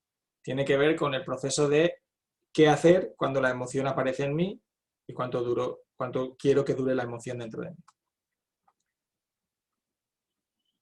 Aquí hay 2 mecanismos. Por un lado tenemos los procesos de revalorización, que sería el tercer mecanismo que plantea Holzer, que tiene que ver con cómo logro reconfigurar la emoción para verla como un evento positivo. Por ejemplo, eso se nota mucho en la práctica, ¿no? En la práctica, por ejemplo, imagino que os ha pasado poneros un tiempo, meditar 45 minutos, y cuando pasan 10, empezar a decir, madre mía, lo que queda hasta que suene la campana. Uf, qué dolor de piernas, qué ganas de levantarme, qué ganas de irme, qué largo se me está haciendo, imaginad. Y cuando pasa eso, de repente hay una voz entre vosotros que os dice, venga, esto es la práctica. Es perfecto esto porque me permite observar. Entonces, un evento negativo lo transformo en un evento positivo. Esto es revalorizar, ¿vale? Adaptación del evento estresante en algo que me genera aprendizaje. En cambio, el otro mecanismo que viene más de abajo arriba, que se llama el factor de no reactividad de la experiencia interna, tiene que ver con lo que explicaban en el vídeo, ¿no? Que esta idea de que la exposición o la habituación a la sensación, la capacidad que tengo de sostener el evento desagradable el tiempo suficiente, hace que este evento desagradable empiece a tener cada vez menor impacto en mí. Vaya bajando la curva, ¿no? La curva crece, cuando llega a la máxima incomodidad me quiero ir, pero si logro mantenerme, pues la incomodidad va a ir bajando. Y lo bueno es que en las siguientes prácticas, pues esta incomodidad cada vez va a tener un menor impacto. Por eso el compromiso con el tiempo es importante. Y por eso a veces, dependiendo de lo que quiera conseguir, necesito meditaciones largas para que pasen los suficientes eventos como para que yo pueda practicar eso. A mí me gusta mucho una frase que me dijo un día Fernand, que era mindfulness es una partida de ajedrez en la que hay 14 jaques y un jaque mate, ¿no? Con suerte el jaque mate es la alarma del móvil que te dice que has terminado. Pero puede haber 1000 jaques mates. un picor, una dificultad, alguien que te llama, un teléfono móvil, un WhatsApp, y todas esas son objetos mentales que si no te pillan despejada, automáticamente te sacan de la meditación. La capacidad de sostener la dificultad y de estar profundizando en la dificultad y comprendiendo la dificultad es una de las esencias de la práctica. Por eso os decía que entender mindfulness como una herramienta exclusivamente hedónica es entenderla de una manera demasiado simple. Si mindfulness es terapéutico es porque me permite comprender el sufrimiento. Y tiene que haber sufrimiento para que yo lo comprenda. Hay un maestro tibetano que siempre dice, si cuando meditas estás a gustito, estás haciéndolo mal. No hay que llegar a ese nivel, pero sí que hay que romper con esa dinámica de mindfulness como herramienta para estar a gustito. De hecho, mindfulness es agotador. Analíticamente agotador. Solo hay que ir a un retiro largo para cuando acabas, dicen, qué bien relajado que estás, y dices, no, estoy agotado. He estado todo el rato atendiendo a la observación, a la experiencia, atendiendo a la respiración. Toda esta transformación de atención, conciencia corporal, regulación emocional, va a tener un impacto sobre mi definición de mí. Sobre cómo me entiendo que soy. Y aquí es donde ya las tradiciones contemplativas y el budismo tienen mucho que contarnos. Porque claro, recordad que el budismo plantearía que no hay un yo inherente, ¿no? Que está configurado por 5 skandhas, 5 estados de la mente, y por tanto no hay nada esencialmente inherente en mí. Sin llegar a esos niveles de profundidad, en un MBI, en una intervención de Mindfulness estándar, no vamos a llegar a esos niveles, pero sí que hay un trabajo muy bonito de construcción de lo que yo me pensaba que era a lo que creo que soy ahora. Y ahí yo creo que sí que tiene mucho que ver con lo que plantea Isabel, de ese observarse. Porque en el proceso de empoderamiento tiene que haber una redefinición de lo femenino, y una redefinición de lo que supone ser mujer en este mundo. Y ahí entiendo el empoderamiento como un trabajo de concienciación de lo que supone todo eso. Por tanto, hay una transformación en la identidad, que se puede hacer mediante psicoeducación, ser mujer, discurso fijado, ¿no? De discurso feminista, súper sano y súper sabio sobre las implicaciones que tiene ser mujer,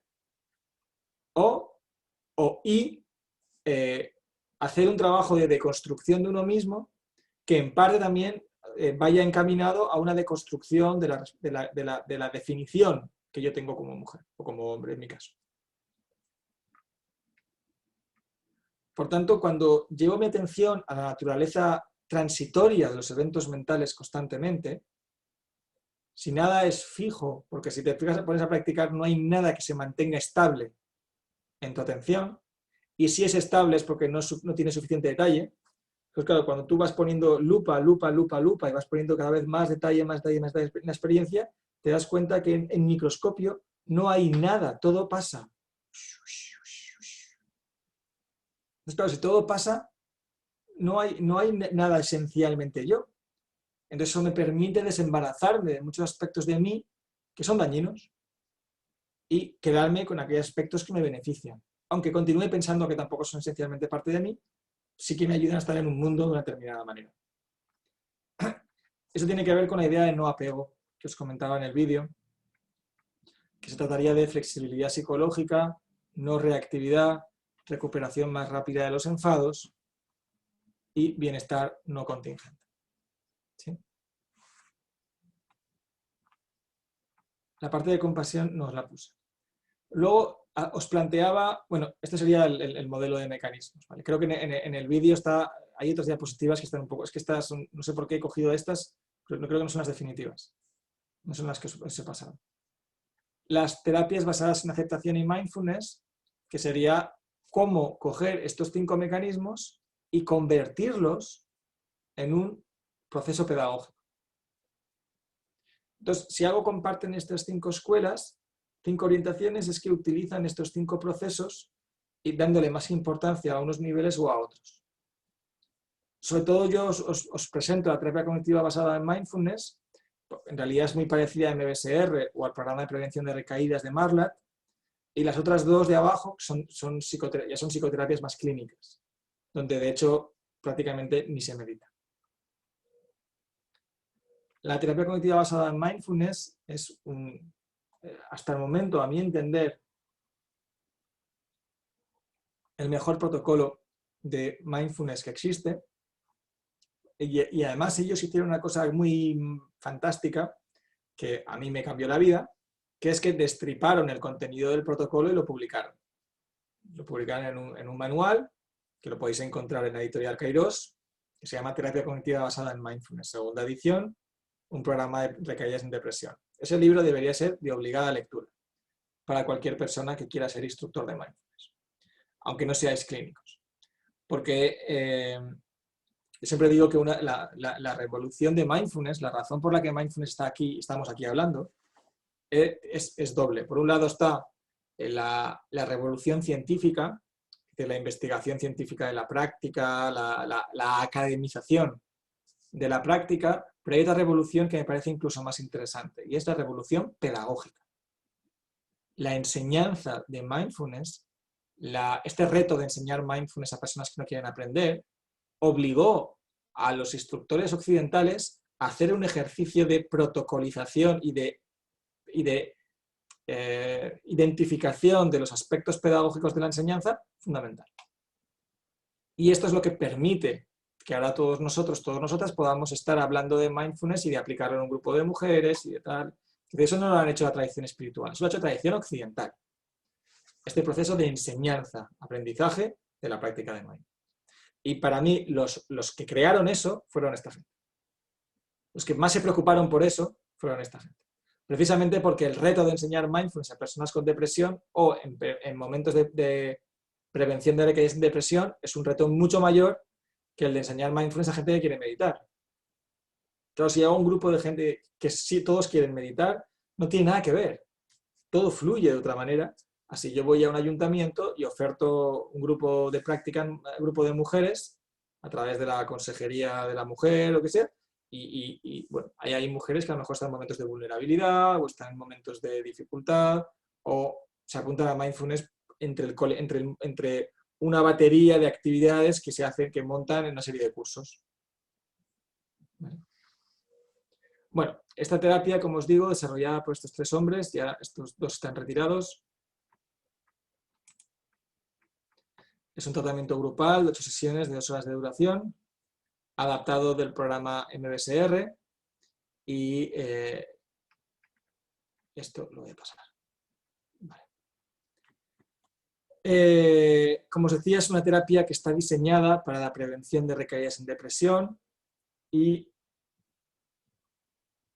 la lógica es que la depresión, una vez has sufrido una depresión, es muy fácil que haya una recaída. Aproximadamente el 50% de las personas que tienen una depresión tendrán 2. De este 50%, el 70% tendrá 3. Y a partir de la tercera, el 90% de la gente tendrá 4. Es decir, cuanto más se repite la depresión, más fácil es que vuelva a suceder otra. Y esto se explica, o ellos lo explican, porque la cognición, los pensamientos automáticos negativos recurrentes de la depresión, se pueden activar a partir de patrones fisiológicos y somatosensoriales. De tal manera que sensaciones físicas tienen el potencial de crear cognición. Y por tanto, es lo que llaman ellos el engranaje depresivo, la relación entre lo sensorial y lo cognitivo. Y por ello ellos proponen mindfulness, porque es una herramienta que lo que hace es unificar lo cognitivo y lo sensorial. Comprender la relación entre lo sensorial y lo cognitivo. Entonces está súper bien enlazado la necesidad de mindfulness en un contexto clínico para esta población. Ausías. Sí. El año pasado me acuerdo que comentabas con esto de la depresión que en el caso de una depresión profunda que no es recomendable. O sea, como que de alguna manera esa bala de poder ofrecer mindfulness a una persona, como que si se la ofreces en un momento que está en depresión profunda no va a poder aprovecharla, que es más bien que lo va a poder aprovechar más cuando ya empieza a salir de ahí, ¿no? Ahí sí que puede aprovechar más, pero cuando está metido ahí de lleno en la depresión, posiblemente pues, la envíe al cajón de... Claro, no he profundizado ahora en la parte psicopatológica de la depresión, pero si veis el vídeo lo explico claramente. La depresión no solo es tristeza. Casi la tristeza es lo más irrelevante de una depresión. La depresión, sobre todo, afecta al funcionamiento ejecutivo y cognitivo. De tal manera que hay mucha dificultad para atender, mucha dificultad como un espesamiento mental, mucha dificultad para comprender. Y mindfulness requiere coste cognitivo. Si yo cojo a una persona agotada cognitivamente y le enseño mindfulness, estoy quemando recursos porque la persona no va a poder acceder a eso. Y esto es lo que siempre lo planteo y a la gente me llama la atención porque dice, pues yo pasé una crisis y me vino muy bien meditar. Bueno, es que no es lo mismo practicar cuando ya sé que aprender en el peor momento. Y todos los programas de mindfulness coinciden en lo mismo. En buscar el momento idóneo para el aprendizaje, que normalmente es en fases de valle, en fases en las que no hay apenas sintomatología y entender mindfulness como una herramienta de prevención. Sí que es verdad que hay evidencia de mindfulness en sintomatología leve, pero desde luego en sintomatología profunda no. Porque la metáfora del cartucho para mí es fundamental. Es decir, estoy quemando recursos cuando la persona no puede aprovecharlos. Y esa es vuestra responsabilidad como instructores e instructoras, daros cuenta de si hay alguien que no está en el mejor momento para aprender. Incluso podría llegar a ser iatrogénico, o sea, dañino. Enseñar en un momento en el que no están preparadas. Gracias, Carlos. Este engranaje depresivo del que hablan ellos tiene que ver con tristeza y con determinados patrones cognitivos llamados de rumiación, en el que cojo la emoción y en lugar de regularla, la amplifico intentando encontrar en última instancia la razón por la que estoy triste. Entonces estoy triste y entonces en lugar de decir, bueno, pues voy a hacer algo para distraerme o para regularnos, a ver, ¿por qué estoy triste? Entonces en esta búsqueda de la comprensión de la tristeza, pero que además está basada en la discrepancia, en el juicio, en el machaque, ¿por qué me siento así? ¿Soy tonto? ¿Cómo es posible que me vaya a pasar? Todo esto amplifica la emoción y hace que la tristeza crezca, creando el riesgo de que haya una recaída en depresión. Entonces ellos proponen cambiar diferentes procesos terapéuticos de la enseñanza de la terapia de la depresión y proponen luego que mindfulness sea la solución. Esto en el vídeo tenéis mejor explicado, ahora prefiero ir un poco rápido. Entonces la idea es que no hace falta intervenir sobre estados de infelicidad, sino que el objetivo debe ser prevenir el restablecimiento del engranaje depresivo. ¿Os acordáis de la metáfora? ¿No? Mindfulness como algo incompatible en un contexto clínico. Es decir, si yo estoy en mindfulness, estado de mindfulness, no puedo estar en un estado depresivo, de engranaje depresivo, en el que los pensamientos, las emociones, las sensaciones se rumian y se retroalimentan. Entonces es como una llavecita que yo entro y clac, y abro el candadito. Rompo la inercia, palito en la rueda, y entonces ya no puede avanzar el proceso, inhibiendo la posibilidad de que eso avance y acabe desarrollándose una recaída de la depresión. Pero esto, insisto, esto en realidad es una metáfora pedagógica, porque practican igual que en MBSR. Igual.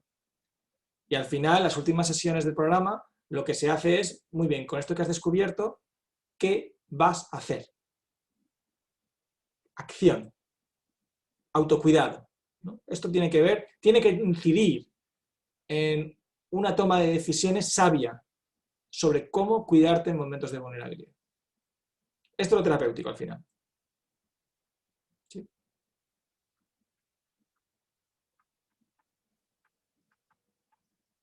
Y esto es lo que plantea el insight metacognitivo, ¿no? Este es el mecanismo clave. Es la idea de que los pensamientos no son hechos, que los pensamientos no son acciones, y es lo que él llama el insight metacognitivo. Nada, es una terapia eficaz y aquí ya os proponía, os hago una pequeña introducción a la pedagogía de mindfulness, a cómo organizar grupos, pues yo creo que en el vídeo lo tenéis mejor explicado. Quedan 20 minutos que me gustaría dedicar a resolver dudas y preguntas, aunque no estáis muy preguntonas, pero bueno, igual ahora con 20 minutos la presión del tiempo sí que hay que resolver. Lo digo porque luego me mandáis correos con preguntas, que yo encantado de contestarlas, pero mejor momentos ahora.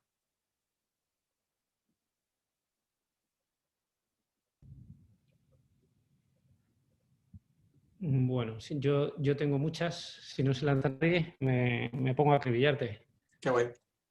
¿Vale? Bueno, lo primero, quería contarte una experiencia personal. Y esto ya sabes cómo funciona. Aquí el realmente importante es yo, o sea, de todo esto.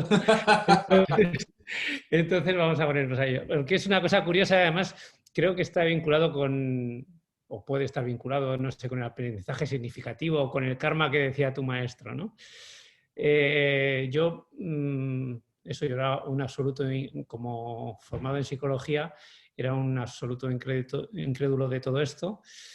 Y bueno, pues entré en un MBSR y conocí este mundo y para mí fue una revolución. Me convertí en un evangelizador que a todo el mundo le diagnosticaba, bueno, le recomendaba: siéntate a meditar, siéntate a meditar, siéntate a meditar. Y en una de esas estuve en un congreso en el que estabas tú, Sí. en Zaragoza hace un montón de años.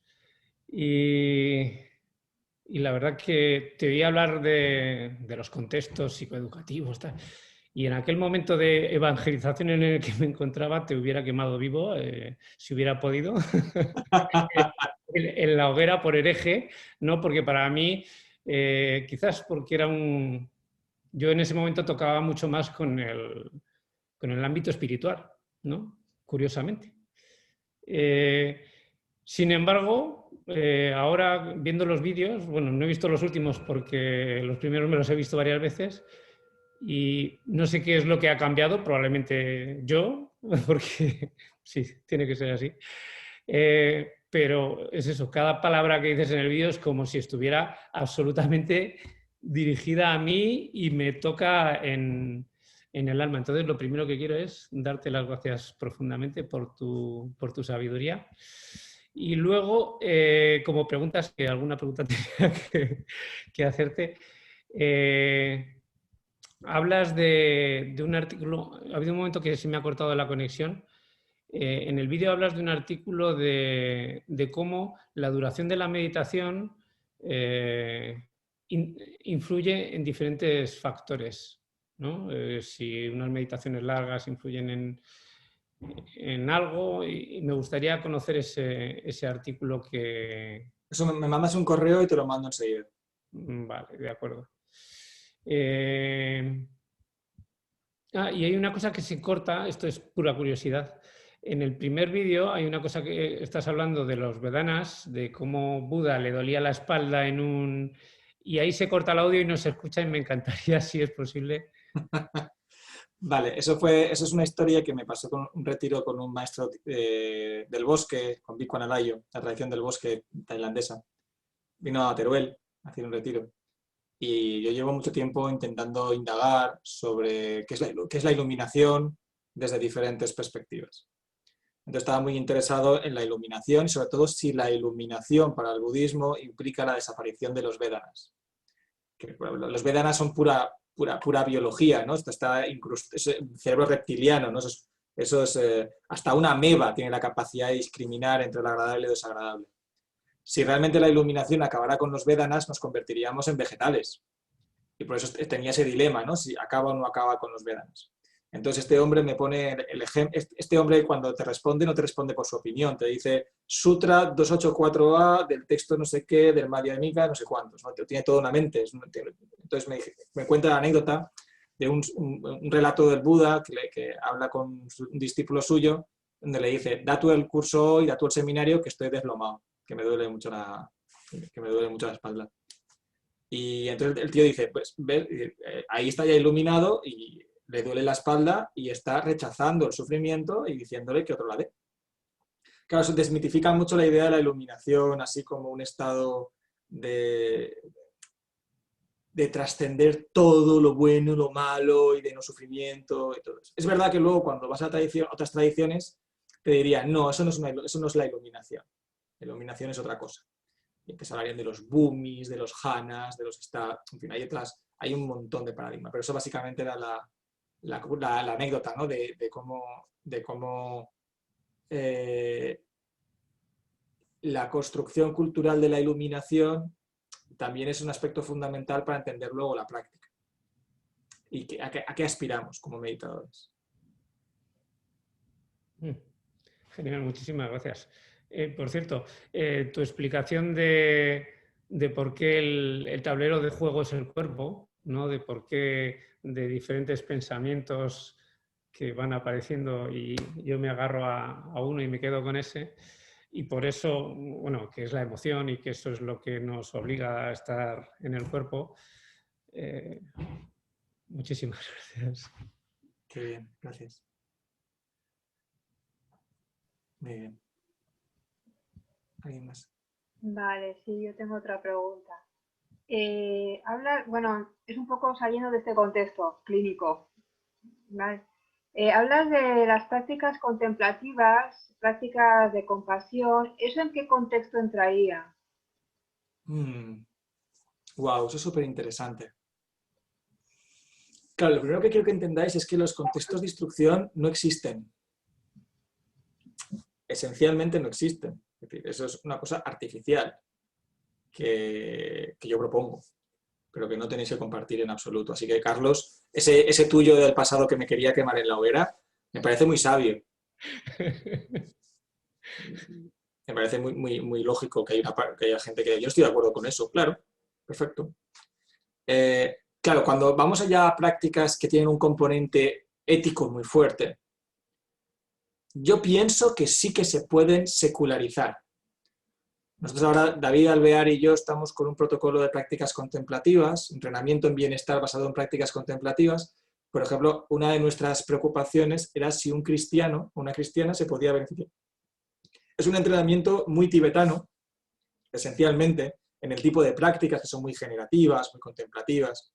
Y la preocupación era si una persona, porque mindfulness está claro, mindfulness es tan secular que no cruza ninguna línea religiosa, a no ser que niegues la posibilidad de la no dualidad y que solo a través de Dios puedas conocerte. Eso serían, dijéramos, discursos más extremos del cristianismo. O no extremos, pero bueno, extremos en términos demográficos, no extremos en términos ideológicos. Pero el reto es aún mayor, porque la compasión le pasa lo mismo que a mindfulness. Se puede entender de una manera muy superficial o de una manera súper profunda.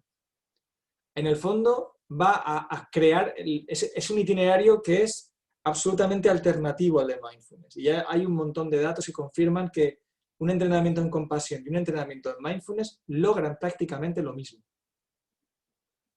Con una lógica, unas enseñanzas y unas prácticas completamente diferentes. Pero es que esto ya en la tradición contemplativa budista ya está. Que este debate ya existe. Se lleva discutiendo de esto, este es el debate entre el Theravada y el Mahayana. Este debate existe desde hace milenios y nadie ha conseguido demostrar que un camino sea mejor que el otro.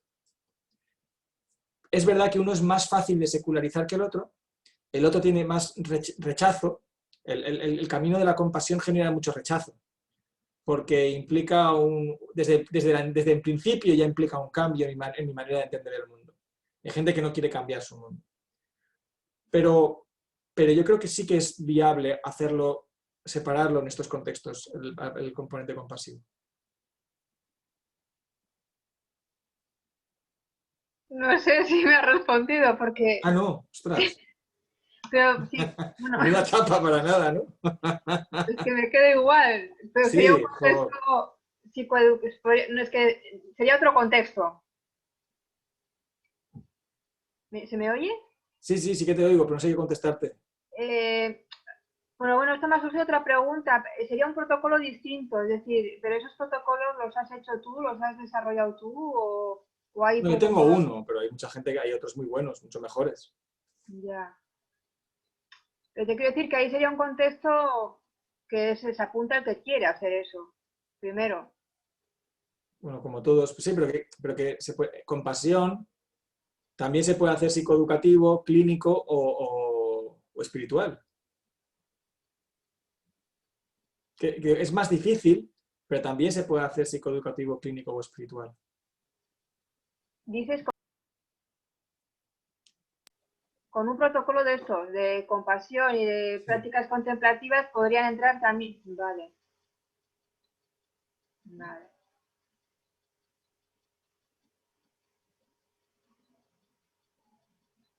Más preguntas. Hola, buenas tardes. Hola. En primer lugar, bueno, agradecerte porque la verdad que creo que estamos todos y todas pues disfrutando mucho de la tarde de hoy, ¿no? Qué guay, Muy interesante todo, sí. Y bueno, me queda una duda, me gustaría saber si tienes algún tipo de experiencia, siempre yo me meto siempre en el ámbito en lo que a mí me concierne, ¿no? Con el tema con niños. Ni idea.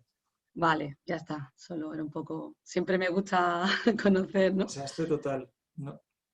Desde ese ámbito, porque bueno, es un ámbito en el que, bueno, en el que me muevo y en el que tengo mucho interés. Tengo ese reto porque tengo un niño y una niña y no sé muy bien cómo enseñarles a meditar, pero un día en un congreso estaba John Kabat-Zinn y le pregunté y me dijo, no les enseñes, tú solo que te vean practicar. Y la verdad es que mi hija mayor a veces se levanta temprano y viene y se sienta a mi lado, se queda dormida, se sienta en mi regazo mientras yo medito y se queda ahí dormidita, pero ya, o sea, ya como que tiene interés en qué hace mi padre ahí sentado a las 7 de la mañana. Así que os contaré dentro de 5 años, os cuento. Pero lo que es enseñanza de mindfulness así en contexto del grupo de niños, ni idea. Muchas gracias. De todos modos, Dede, aprovecho para comentar sobre el próximo encuentro que será con Belén Colomina. Ella sí que es la experta en este contexto de mindfulness para familias, niños y adolescentes, así que ahí sí que... Además, ahora está con un proyecto precioso, Belén, es que es de aquí de Valencia, es amiga mía.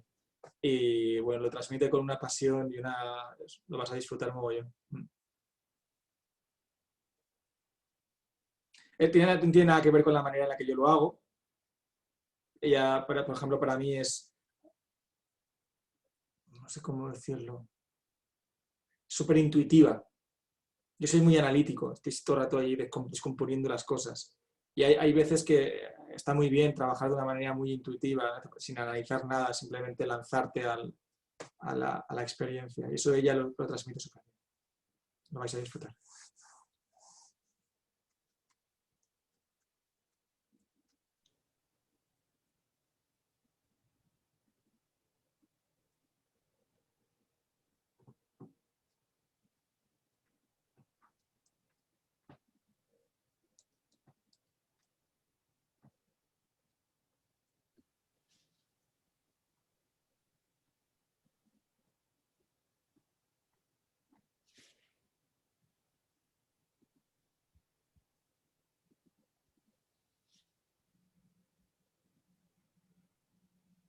Si no hay más preguntas, yo me lanzo a repetir.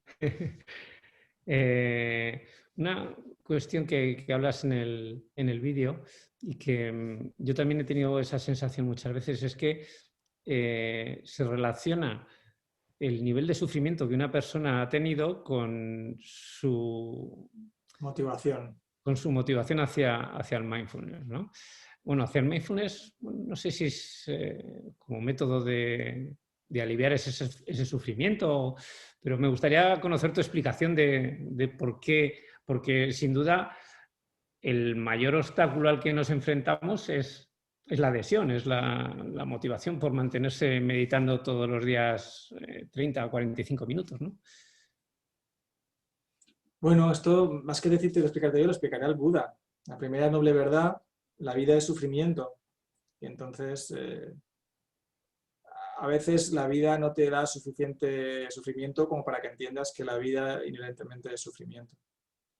Entonces, puedes tener la fantasía, si eres jovencito, de que nunca te va a doler el cuerpo, que nunca se va a morir nadie cerca de ti, que nunca vas a tener una depresión, una ansiedad, que nadie te va a dejar, que no vas a tener una hipoteca, que no vas a tener problemas de trabajo.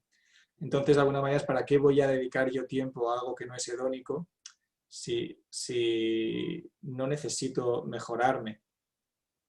No necesito... Fíjate, cuando yo empecé, hace mogollón de años, yo recuerdo empezar con mis grupos y claro, yo venía de un contexto clínico y para empezar a ganar, ganar un poco de dinero, antes de entrar en la universidad, daba grupos en contextos psicoeducativos. Pero yo iba con mi modelo clínico, porque no tenía, estamos hablando de 2007, 2008, ya casi no había ni manuales. Y entonces yo iba y decía, porque claro, cuando tenéis un pensamiento negativo, la gente decía, yo no tengo eso. Y entonces me quedaba cuadros y decía, no sé cómo avanzar. Para reducir estrés, yo no estoy estresado. Claro, yo vivo en un pueblo pequeño. Bueno, entonces, claro, daba por hecho que la gente tenía que estar estresada para beneficiarse de mindfulness. Entonces era estrés, estrés, estrés. Me veían mujeres, a lo mejor eran jubiladas y que yo estrés no... Si hace falta estar estresado para disfrutar de mindfulness, no necesito eso. Yo ya estoy bien. Entonces, aparte de que hay que adaptar y reconstruir los modelos pedagógicos, sí que es verdad que cuando hay una necesidad urgente de darle un sentido al sufrimiento o de buscar una solución al sufrimiento y ya has probado muchas cosas y ninguna te acaba de funcionar, y sobre todo hay un aspecto clave, que es la idea de que parte de ese sufrimiento, es mi responsabilidad. Que hay una parte del sufrimiento que que es del contexto, pero que hay una parte que yo aumento o regulo, ¿no? Que lo puedo potenciar o puedo minimizar. Y eso requiere haber sufrido para darme cuenta de qué manera puedo retroalimentar o no un sufrimiento.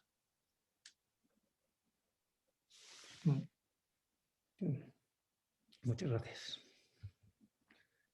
Me interesaba mucho porque eso, lo que comentas de los estudiantes de tercero de carrera, ¿no? Pues ahí es donde realmente está nuestro reto como instructores, ¿no? Si alguna vez logramos serlo, es en esas personas que no perciben la necesidad. Niños, por ejemplo, es un reto enorme. Es un reto enorme porque absolutamente, o sea, son códigos completamente diferentes. Yo tengo una admiración a la gente que hace niños que me parece brutal, porque ahí sí que darle un sentido a la práctica es muy difícil realmente. Y en adolescentes, ¿eh? Yo al final estoy en un contexto de facultad donde enseño mindfulness, pero les enseño que existe, les enseño 4 nociones, pero no les hago un entrenamiento, ¿no? Pero tal vez un poco tenemos que echarnos un jarro de agua fría. Y mindfulness no es para todos. Y mindfulness no le llega a todo el mundo a la vez. Y bueno, pues al final es a cuánta gente puedo beneficiar y transformar de una manera radical a todo. Y de la misma manera que hay gente que hace un entrenamiento en mindfulness, cuando acaba, se va, me dice adiós encantado, me lo encuentro a los 10 años y me dice, wow, en aquel momento no me enteré, pero luego, O sea, que hay procesos psicológicos que se nos escapan. Solo en psicoterapia hay muchas teorías que plantean que el 40% de los cambios que suceden en terapia se deben a factores inespecíficos. Es decir, cosas que no podemos explicar. El 40%. En el caso de mindfulness, yo creo que es el 70% de lo que sucede en el entrenamiento de mindfulness está fuera del control del instructor. Igual me he pasado, pero 50%. Si no, ¿para qué? No hago instructor. No, 50%. Está fuera del control. Entonces, manejar esa ambigüedad, gestionar ese ego como instructor, ¿no? que necesitamos muchas veces de sentir que somos transformadores o agentes de cambio del otro, eso es súper bonito para cultivarlo. Ten en cuenta que esta profesionalización de mindfulness, este cobrar por enseñar mindfulness, tampoco ha pasado nunca en la historia. Nunca se ha cobrado por enseñar mindfulness. Siempre ha sido dana, voluntad, gratuito. Siempre. Claro, cuando se convierte en un producto comercial y se comercializa, automáticamente ya hay una responsabilidad comercial. Yo te he pagado a ti tanto dinero, aquí pone reducir estrés y yo no tengo el estrés reducido. Dame lo que me has prometido. Y claro, nos manejamos en un mundo capitalista con unos códigos con eso hay que ser sabio, ¿no? Manejarse bien en esa incoherencia y en ese paradoja, ¿no? En esa paradoja. O sea, te voy a cobrar para enseñarte que no hay nada que cambiar en tu vida. Pero al curso le llamo reducción de estrés. O le llamo prevención de recaídas en depresión. O le llamo lo que sea. Bueno, creo que ya son las 8. Sí. Si necesitáis cualquier cosa, tenéis mi correo al final de la presentación y del vídeo. La verdad es que me da cosilla no haberos podido disfrutar en carne y hueso, porque la verdad es que me estoy aquí como muy a gusto con vosotros y vosotras. Espero que nos podamos ver en algún momento, cuando la vida vuelva o se convierta en algo medianamente normal, ya sea en un congreso, en algún retiro o en cualquier actividad. Os deseo lo mejor, espero que de verdad, creo que estáis en la mejor escuela de meditación del Estado, así que aprovechadla, exprimid a los profesores que tenéis ahí, a los instructores como Carlos, Charo, Fernán, ahí es una plantilla brutal. Así que disfrutadlo un montón. Estáis en muy buen sitio. Muchísimas gracias, Ausías. Ha sido un placer como siempre contar contigo y bueno, nos vemos en la próxima. De acuerdo. Gracias. Adiós. Gracias. Buen fin de semana. Gracias. Gracias. Gracias. Luego.